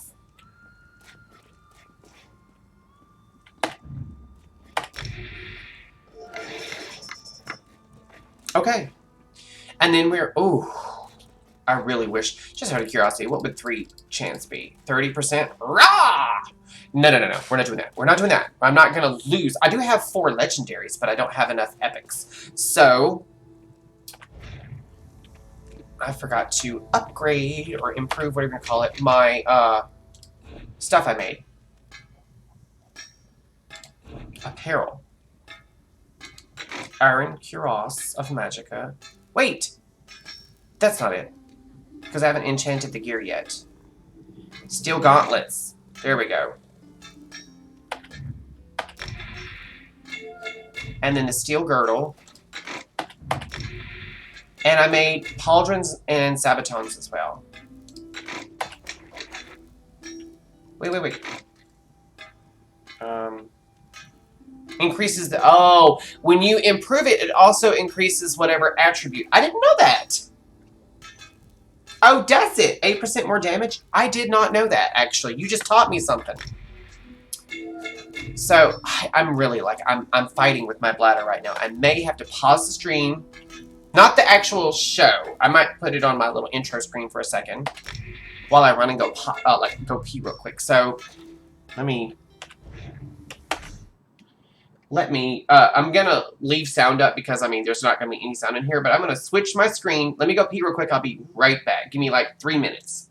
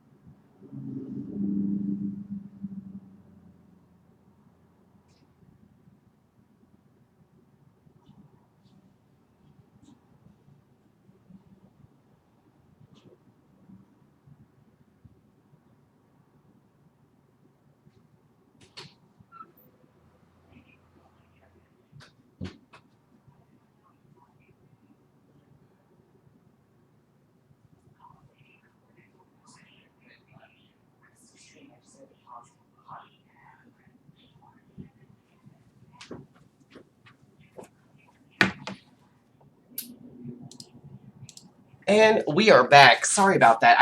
I got stopped kind of waylaid on the way out of the bathroom because I heard something in the back room back there, and I was like, "What is that? Who's talking like that?" And it was Joseph. He's paying one of our bills online through his phone, and it's like that robot voice, basically. All right. So let's enchant this real quick with shield. No, magic damage. More magic damage. Absorb. I really like this shield because that's what I have on the. That's what I have right now. No, I don't. What is it? Why do I keep getting the something I'm doing? It must be one of my passives throws a shield. Okay, so I'm using deals 1206 magic damage. Restores 225.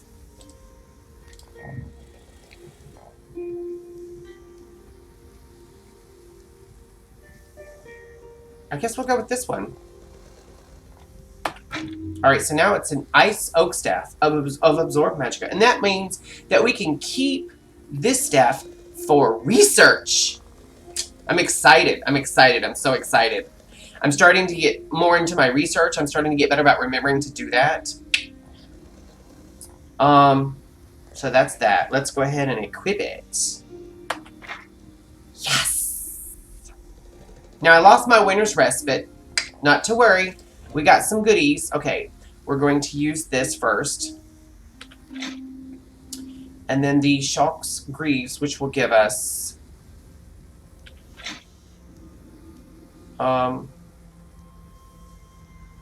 where's it at? Oh, there we go. There we go. There we go. There we go. There we go.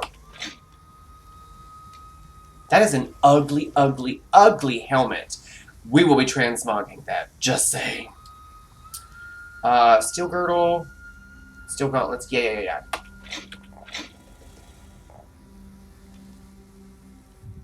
Pauldrons. And did I not upgrade the Sabatons? I guess I didn't. Let's do that real quick. I could have sworn I upgraded those. That's so weird. Alright.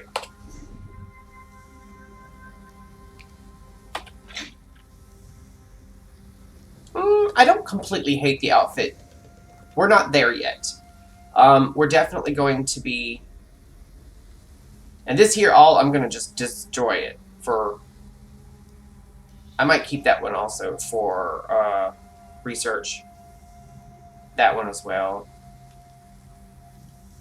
And probably that one as well. Just saying. Okay, so we've got 3 parts of the Shulk exoskeleton set.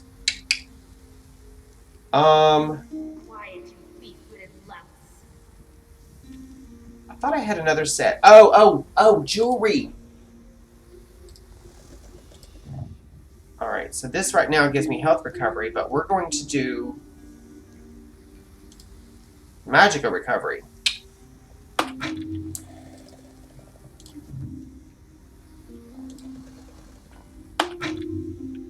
Alright, so that'll give us 2 points in the Witch Knight's Defiance set.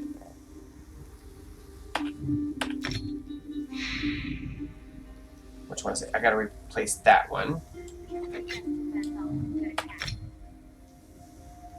We lost our Eternal Vigor. Okay, our numbers are pretty much what they were before. The only thing I really need to replace is this one. It's not the worst, but I'm not getting any real benefit other than the Magicka recovery and the maximum Magicka increasement. Increasement? Is that a word?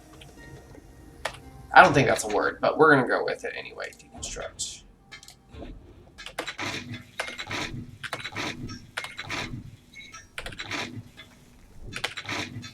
Like I said, I'm keeping these 2 for research.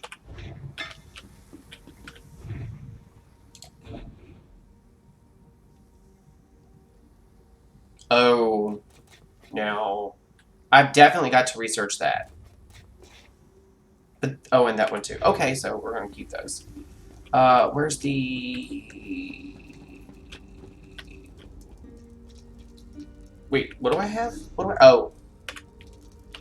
It was the, jewelry. Enchanting. There it is. I was like, where is it at? I just had it. Let's research. Oh, I'm already researching, so we'll just deconstruct it. Yeah, because I don't need any of this. Alright, so right now my bags are at 46 of 94. Oh my gosh.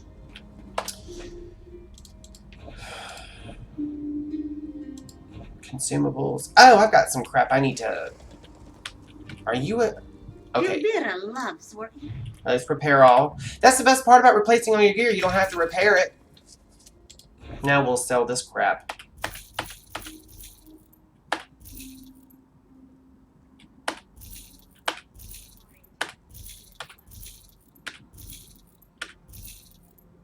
I don't need all the magicka. Really, I don't.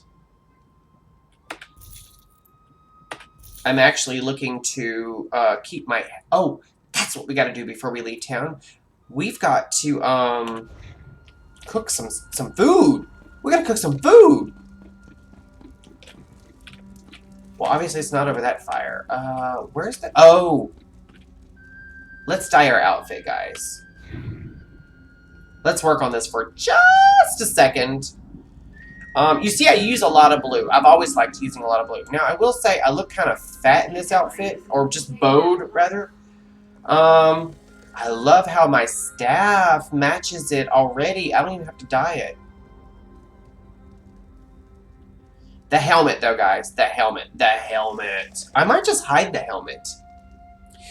The only thing I'm kind of hating is the pants. That's the only thing I think I'm hating. So, let's dye that real quick. Oh, that didn't do anything to dye those pants. Alright, let's clear the color real quick. Try that again. Oh, it only dyed the stitches! Okay, let's try dyeing... That didn't do much for him, did it? Aren't these supposed to be... Am I wearing plate legs, guys?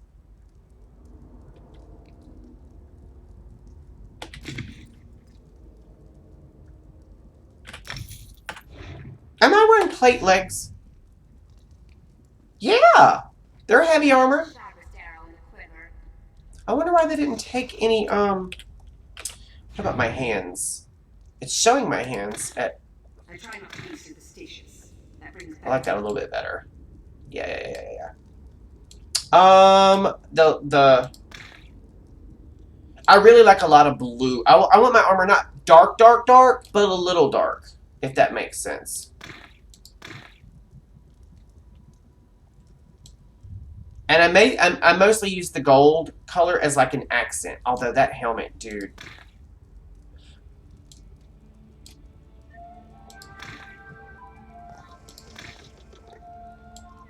Ugh. That's the best we can get.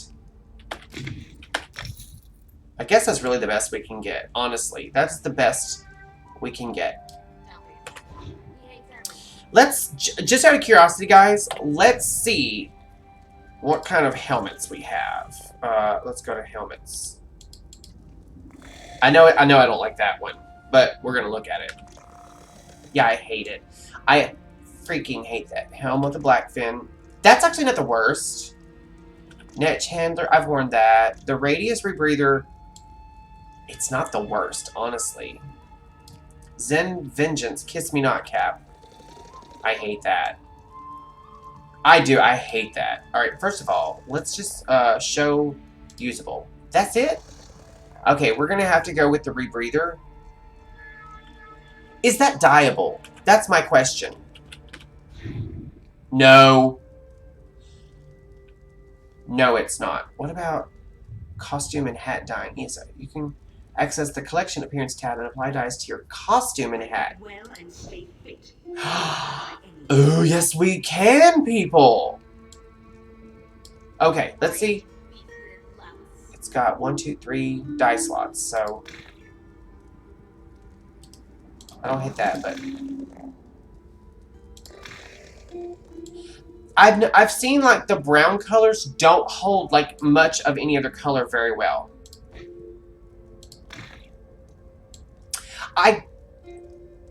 I guess that's the best we're gonna get, really.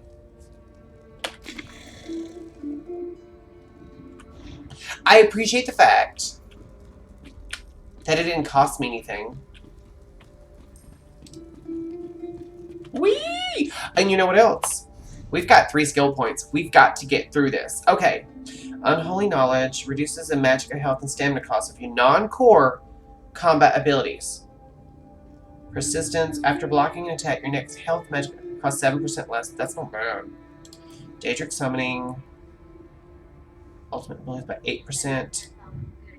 By 15. Yeah, sorry about it.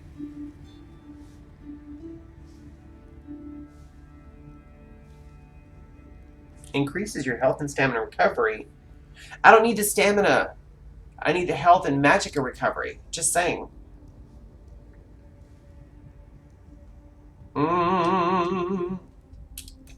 And I can't. I wish I'd never picked that, honestly. Weapon. Destro Staff. What is Ancient Knowledge? I don't use any AoE effect abilities. I really don't. I really should have. I guess I should have made an Infernal Staff. I'm not mad about it. I'm not. Actually, no. I'm using an Ice Staff. Nah. Juggernaut. No. World. Scrying. I need to work on that. Soul Magic. That's fine. I don't even use it, honestly. Guild. Thieves Guild. Swiftly Forgotten. 3 seconds. That's not bad. Mage's Guild. No.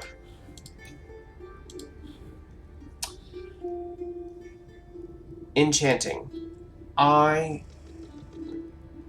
Aha! Now we can use new, we can make new glyphs. What food do I eat? Mostly health.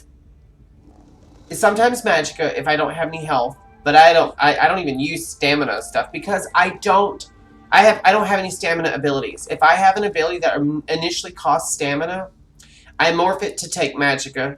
I'm doing a strict magicka build. And if I have a magicka ability that has a morph on it that takes stamina, I always pick the magicka one. Even if it's less DPS. I'm trying to do a full magicka ability.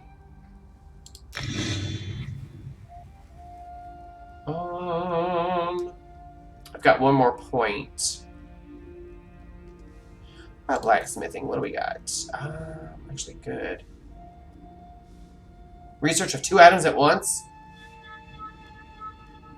I do have something else I could research. What about woodworking? Do I have that yet? Oh! Sanded beech wood. Have I tried clockwork citrus fillet? I don't think I have that. I don't know if I'll look in a minute because I do have to make some food.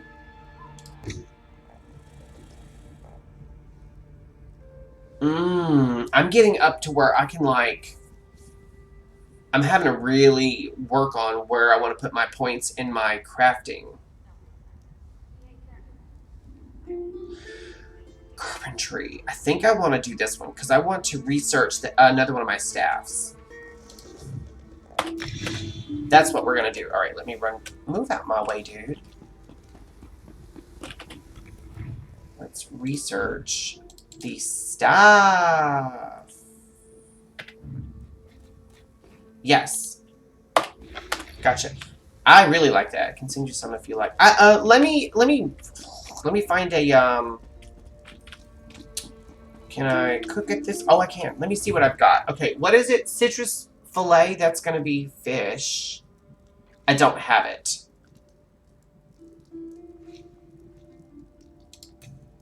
$57.09 versus. Oh, okay. I see what's going on.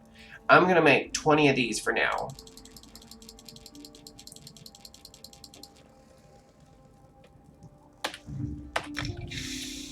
And then fruit dishes. That's magicka. So the vegetable ones are stamina. Yeah. And drinks. Health recovery. Oh, so food is status effect. Drinks are like recovery effects. Gotcha. Figured it out now. I'll make 20 of those as well. Whoops, just 20. I'm so stuck on how World of Warcraft does their stacks that I think 20 is a lot. That's just, and I know the stack sizes are different in this game. I will say, I'm very proud of the strides that World of Warcraft is making. They're about to increase stack sizes for the second time in probably 6 to 8 years. I'm really excited for that. Alright, so we're going to go drop all this crap off in the bank that we didn't use, or that we're not going to use for a hot minute.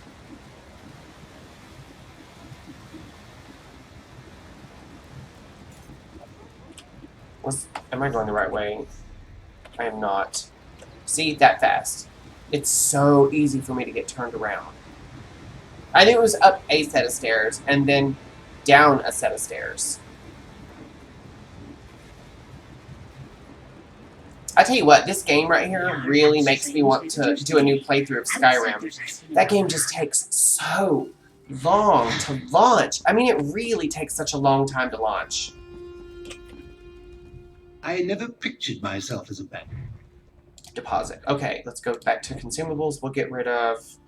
Now that I got my food and drink, I don't need these for now.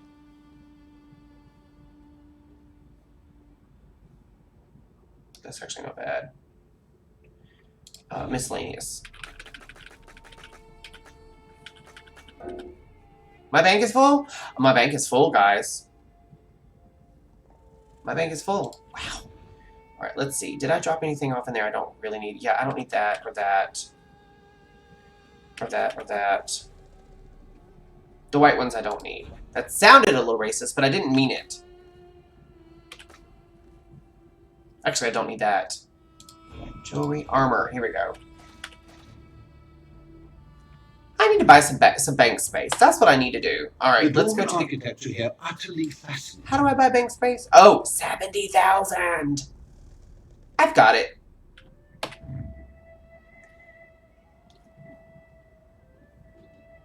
That'll give me 10 more slots. But if I buy 10 more slots, but I'm as an ESO Plus member, does that mean I actually get 20 more slots?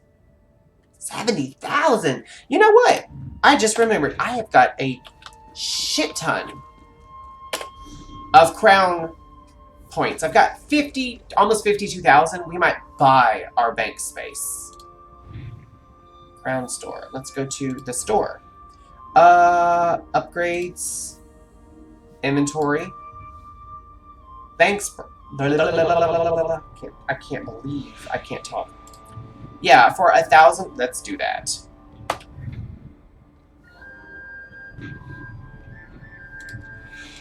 Let's just buy all 4. That's it. We're done. And bag space.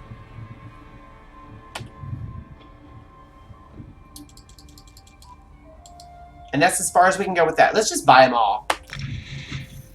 We just literally spent 10,000 crowns.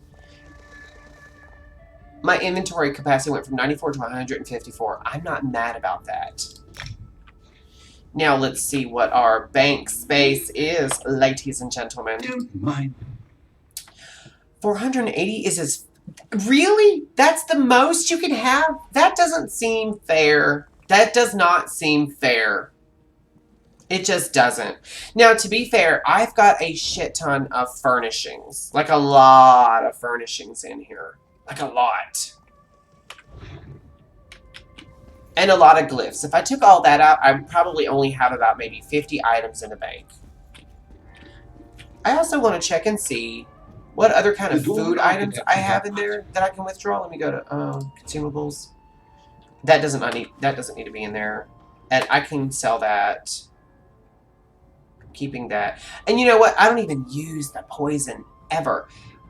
I am going to keep it for now because, like I said, I do plan on making a hunter or rogue character next. So I am going to hold on to those.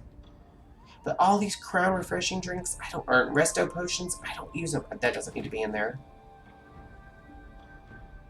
Keep recall stone. Okay, minor repair kits. I can sell those.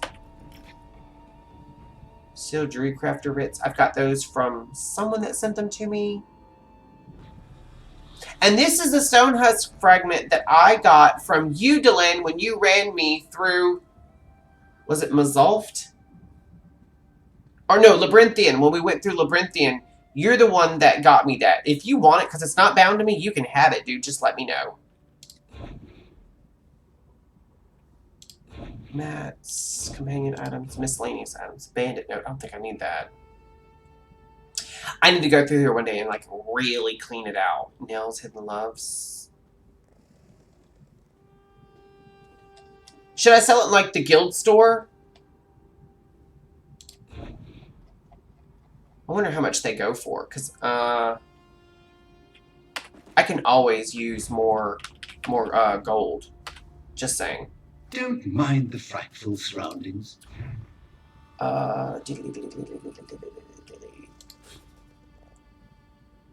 What was it called again? What did we just pull out? What was it called?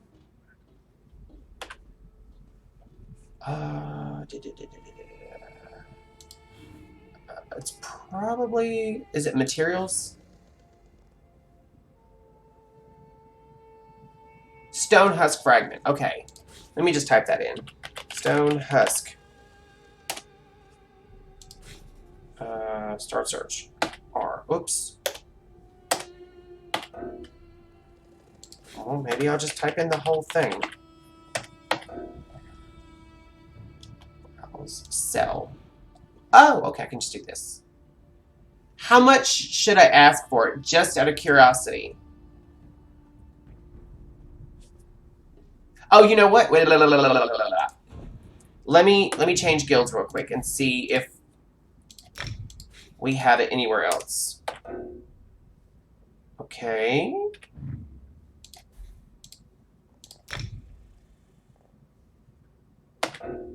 No one's selling them? I find that really hard to believe. It's not under materials, is it? Let's reset search so it's not under anything. There it is right there. And start search. No items found. Let's start back from the top. And search. No items found. I wonder how much I should ask for it. I don't want to be like the guy that's like trying to rook everybody, but... Oh, wrong button. No items found. 25k? Okay, is that... Okay. I might go with that. Let me... Yeah, no one has it. Okay, so I'm going to put this in my Alphabet Mafia guild because it's either my first or second most active guild. They're all active, but them two always have like a lot of people. All right, let's throw this on. Okay, add to listing. So 130. Total price 25. I feel like that's lowballing. Let's. You know what? I want to see. Just we're gonna go with like 35,000, just to see if I can get away with it. House cut. So I'll still end up making over 25. That feels okay. That feels okay.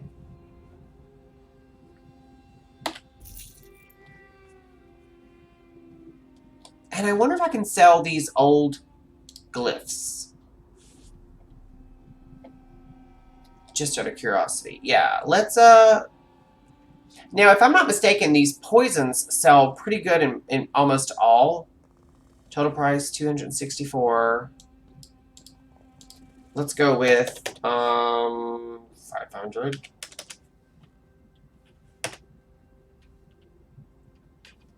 I really, you know what? I'm going to wait on this. I'm going to wait on this. Because this is the first time I've ever posted anything in the guild store, like ever. And I want to do some research on what sells the most. Because believe it or not, the only time I really log in World of Warcraft right now is to play the auction house. Outsiders asking about the Rana. Shut up. Which? Were they friend or foe? My rooks couldn't tell. He met them. I'm positive I won't cover myself in glory by spending time here. Now, she's fierce looking, More just like saying. the art. I'm actually looking for a vendor to sell my those plain glyphs to. I haven't used it. Is that a website? Asking about Iran. Aye. Or maybe for those preying on us in the wild.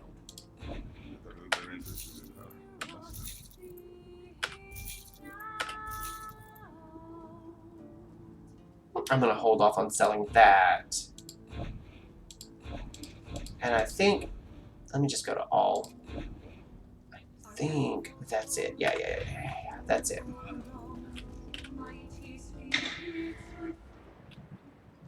I might do that. I might do the Tamriel Trade Center.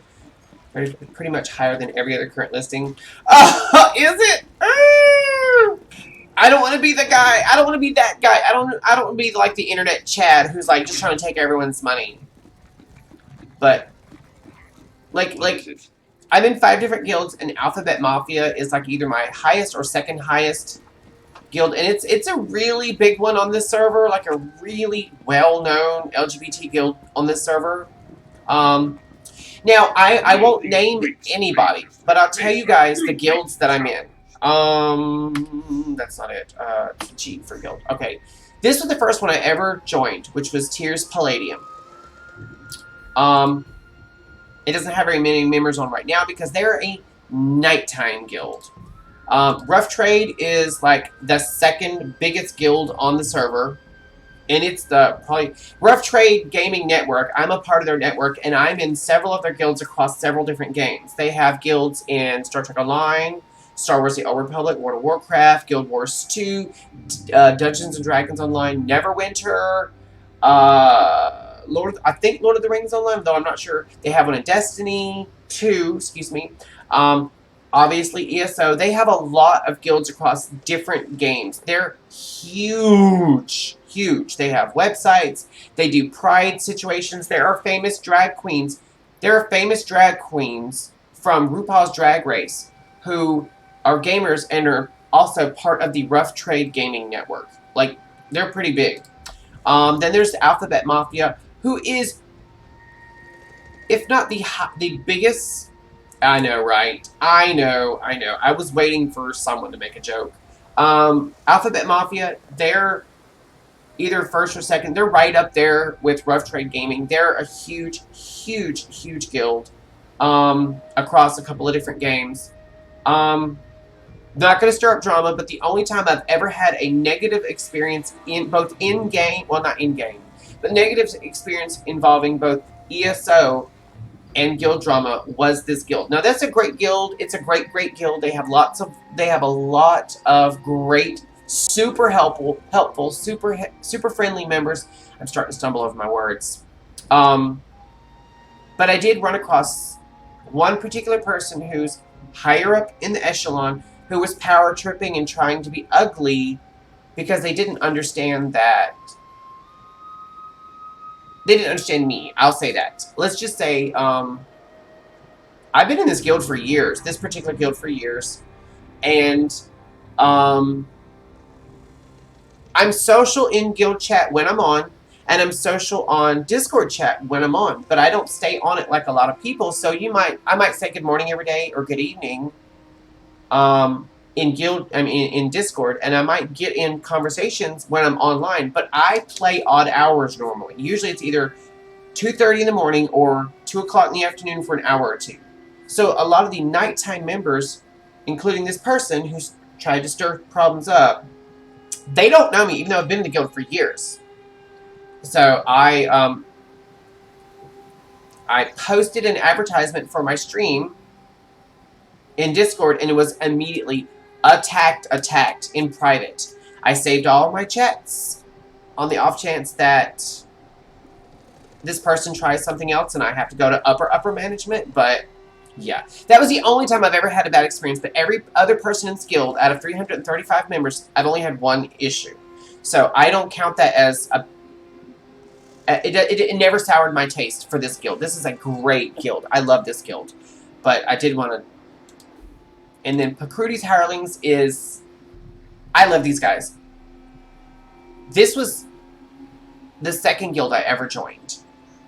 And I love these guys. They are awesome. And if you read the descriptions on a lot of my guilds, I join a lot that are very LGBT friendly or LGBT based. Not because I'm trying to like hook up with anybody or have ERPs. None of that. It's about being able to identify with someone or ask questions about something. Like I have a new person working in my day job who is trans, and while I have absolutely no problem with that, and I'm an ally for trans people, I don't know a lot about what that is. ERP stands for erotic roleplay. I don't do any of that. I don't do any of that. It does nothing for me.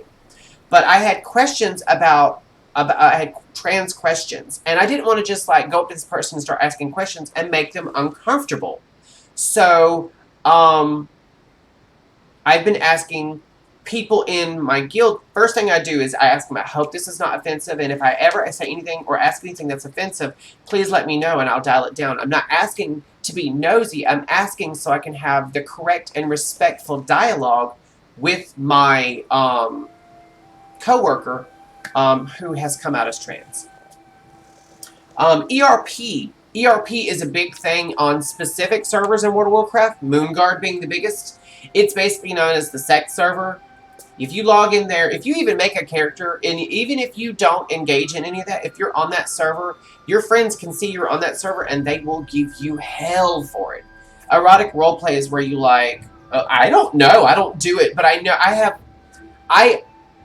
I did make a character on the Moonguard server before I knew what it was about. Because it's a high population server and I wanted to play with a lot of people. Even though I don't play with people, I like talking to people. You know me, I like to run my mouth. And as soon as I logged in, I started getting lots of hair-raising whispers. And believe it or not, it was like a year or two after that, once I'd learned what Moonguard was and gotten away from it, deleted that character, I logged into the game one day, and lo and behold, my mother was on that server, knowing full well what that server was. And she was like, oh, I just ignore people. I'm like, really? Because you're hanging out in the Goldshire Inn where a lot of that happens. What are you doing? I didn't want to know. Yeah. I couldn't even log into the game or really speak to my mom for a while, like a week or two after that, because every time I even thought of her, I thought of that, and I'm like, what was she doing? What was she doing? Whoa! Like, yeah. And then the last guild that I'm in is Lorecasters. You know what? I will, you know what? My automod caught that, but I'm going to allow it, even though I normally wouldn't, because we're not as friendly as we used to be. Golden Shower Inn. I never thought of that. Ooh, yeah.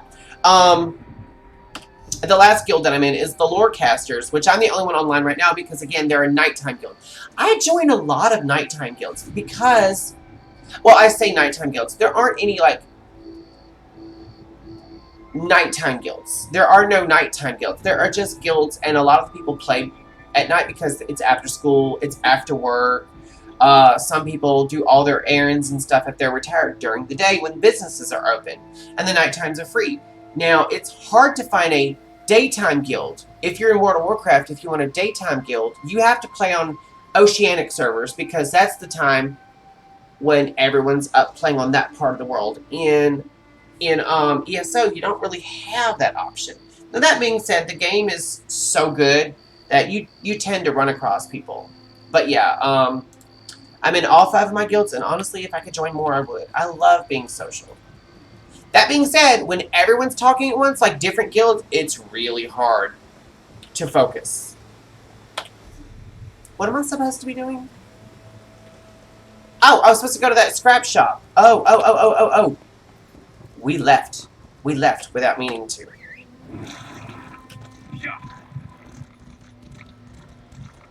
None of these weak strangers could face a true leech challenge.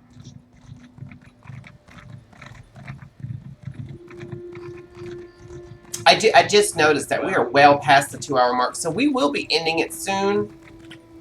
But remember, We're playing this again Friday. I really like the idea that I had where we stream the thing for a whole week rather than just a day out of the week. I really like this because I feel like not only am I getting more done, but it's easier for me to remember when I'm doing a recap when we start the stream each day.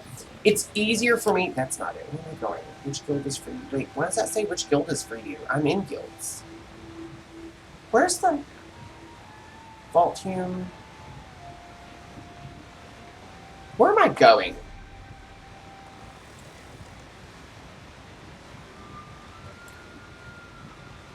Okay, so I'm not too far. Okay. Okay.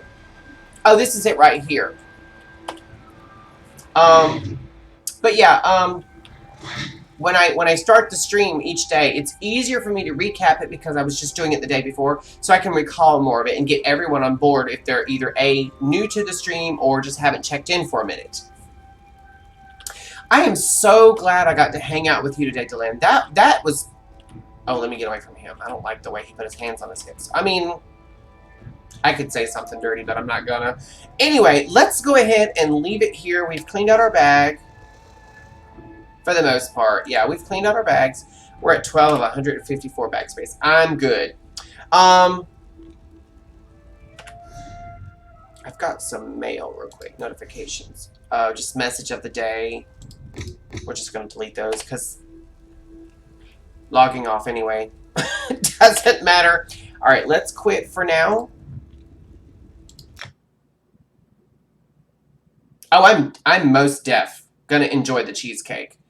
I'm a huge, like, I lose my mind when it comes to cheesecake. I really love cheesecake. It's something like the Golden Girls I could partake in every single day. Love cheesecake. It is by far one of the best desserts ever made.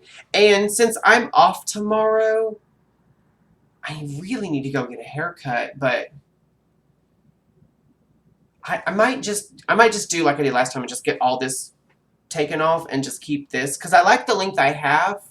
I don't like, I got some new hair gel and I'm not a big fan of it because it does hold my hair in place, but I brush up against so much at work that I really need a lot more hold.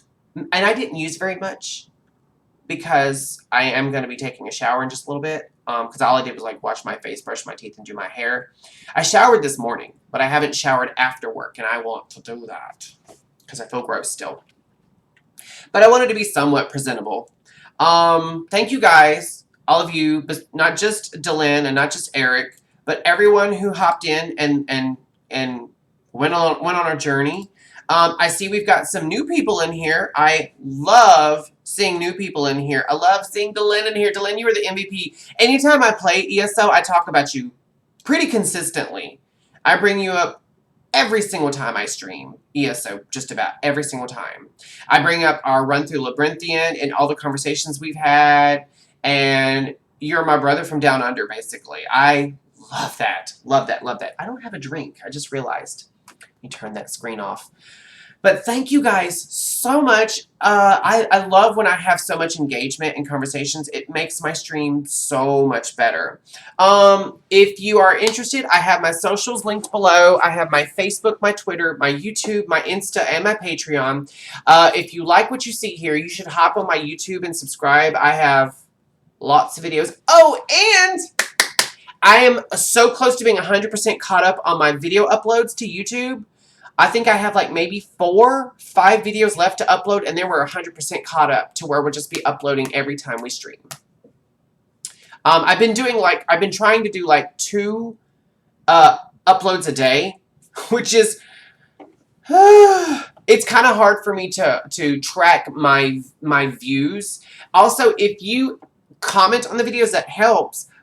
I'm also kind of hard at finding those comments because I don't watch my videos on YouTube. I'll watch part of my stream, like I'll skip ahead and stuff. I'll watch part of my streams after I stream, like the next day I'll watch it, just to make sure that there were no hiccups in like latency or frame rate loss, or maybe I let slip something I shouldn't have and I need to edit it before I upload it to YouTube. But I've gotten really big about making sure all my videos are uploaded to YouTube because Twitch is changing their VOD policy. Used to be they would save your videos for up to, I think, 14 days for regular streamers. I think if you're a Prime member, like Amazon or Twitch Prime member, you got to keep your videos for 60 days or 90 days. It's either 60 or 90 days. I'm not 100% sure.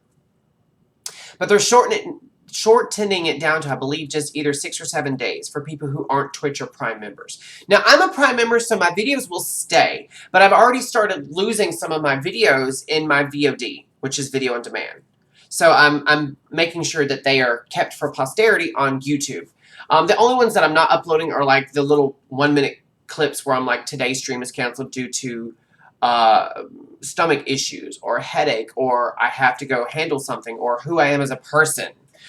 Which that was the latest stream cancel, which was last Sunday. I canceled the stream because, I told you guys there was nothing wrong with me at all. I wasn't sick. I wasn't tired. I wasn't suffering from a migraine like I am today. I just didn't feel like doing it, honestly. And it gets like that sometimes. I get a little bit of burnout, not from the streaming, but from the being on all the time. I'm on about 10 hours a day at work, and then I come home and I get about 30 minutes downtime. Oh. And then I have to turn right back on for another couple of hours, and then it's basically almost time for bed. So it's that kind of burnout. It's not the streaming. I love the streaming. It feeds my crazy. At the GSI. What is the GSI? You got to let me know what the GSI is. It's probably something I should know. But yeah, I was just feeling a little burnout, so I just took the day off Sunday. And then, of course, Monday, this past Monday, I didn't stream. Golden. Oh, no. No. We don't do that. We don't do that.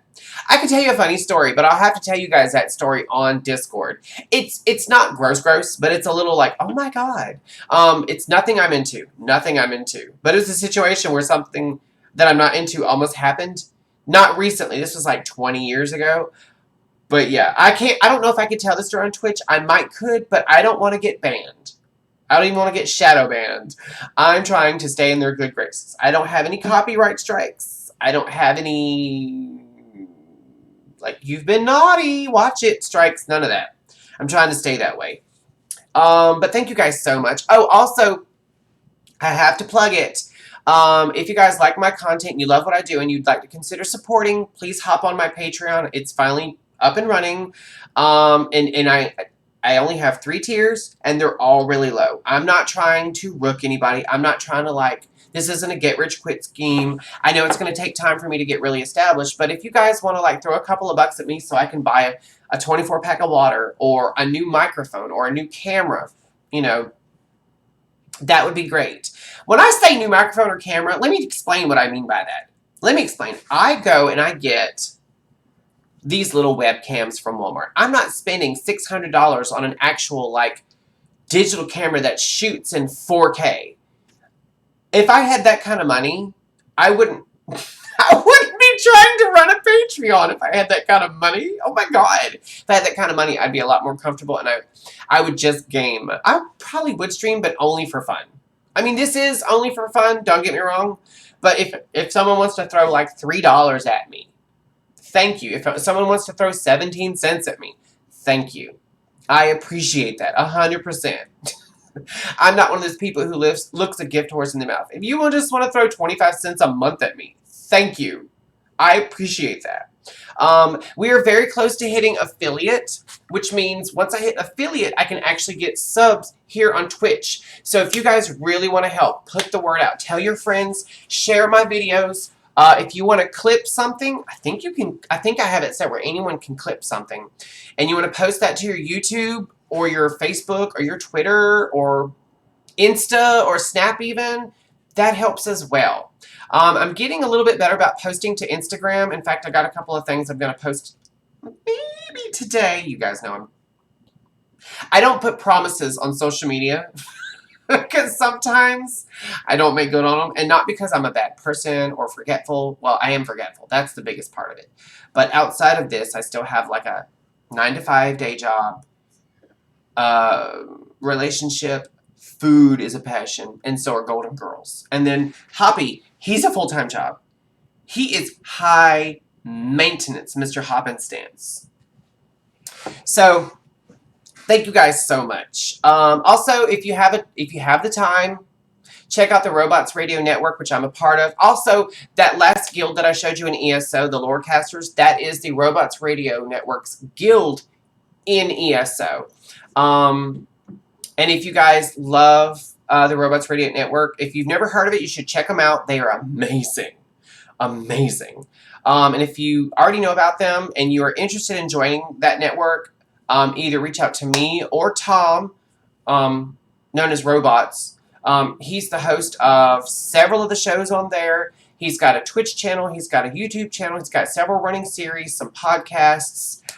He does voice work. He's a musician. He's an online presence. He's known by Bethesda. He's interviewed like Pete Hines. He just recently did a sit-down interview via Zoom with Wes Johnson and several of the other people who voice characters in a lot of the Bethesda games. Like the guy who voiced Preston Garvey was in there. I believe the guy who voiced... I can't remember the name of the guy who does the radio. He's the radio guy from the Diamond City Radio.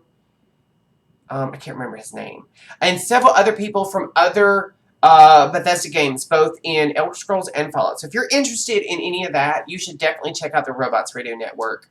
They also host other podcasts and audio dramas. They have like the Mass Effect Lorecast, the Assassin's Creed Lorecast, the Elder Scrolls Lorecast, the Lord of the Rings Online Lorecast, the Fallout Lorecast, the Modus Files, Written in Uncertainty, Dragon Age. Like they have, there's Resident Evil. There's so many different genres and games of Lorecasts, and then there's audio dramas. Like I don't know if you guys have ever heard of the little gem called Chad, a Fallout 76 podcast. It is part of the Robots Radio Network. In fact, I'm gonna kill you, Dylan. No, I'm not. No, I'm not. I'm not threatening murder. I'm not threatening violence on Twitch. But the Chad Fallout 76 podcast started off as like this guy, Kenneth Figure. He basically he had like this little idea, and what he wanted to do was make a little short story or two based off his character's adventures in Fallout 76. And by the second or third episode, he'd gone viral with I don't know how many views. We're just going to say 1 million. And so he took a little bit of time and wrote out an entire script and got some talent, and they all got together and they created this real audio drama. And the first couple episodes are pretty short, but they get longer and better because of production. Like they get better. Now his writing is top notch. There's a lot of humor. There's a lot of dark humor. There's a lot of like, oh my god. There's a lot of oh that's crazy. Like I mean you the sound effects and the voice acting is so good that you don't have to watch it to enjoy it. You can listen to it, which there is no watching. But you can listen to it and you can see it all in your head, and you're just like, oh, this is so good. This is so good. And it garnered the attention of like the real internet. They've been featured in Forbes magazine. Like they are now in their 3rd season, I believe, and they've sat down and done. They've actually collaborated with robots from the Robots Network, Tom from Robots Radio Network. They've also collaborated with Oxhorn, Jacksepticeye. I know you guys know that name. They've collaborated with Pete Hines. They've sat down and they do a charity drive. I know once a year, but maybe twice a year, called Fallout for Hope, where they do these charity runs for, like, they did relief for Ukraine, and they did relief for someone else. I can't remember off the top of my head, but they raised like a lot of money and donated to, I believe, the Red Cross. So if you guys are interested, you should check them out. And like I said, the best thing that you can do to help me is to share my channel, share my videos, like, subscribe, hit the bell icon for notifications. And like I said, I upload pretty much every day, although that's going to slow down soon once I get caught up. And I'm very close to being caught up for my video uploads. So I'll leave you guys there. Thank you guys so much for hanging out. I love how my viewers is getting bigger and bigger. I love that. That makes my day. And if you haven't followed, definitely follow. That helps. Because like I said, we're very close to hitting affiliate. Deland, you get some sleep because I know it's nighttime where you're at, or rather early morning where you're at. So you have a great day too, and I will see you soon. Remember, not streaming tomorrow, but Friday we're picking back up in Markarth to continue our playthrough of the Dark Heart of Skyrim. I'm going to leave you guys with that and my sage words. Be safe, be kind, and happy hunting.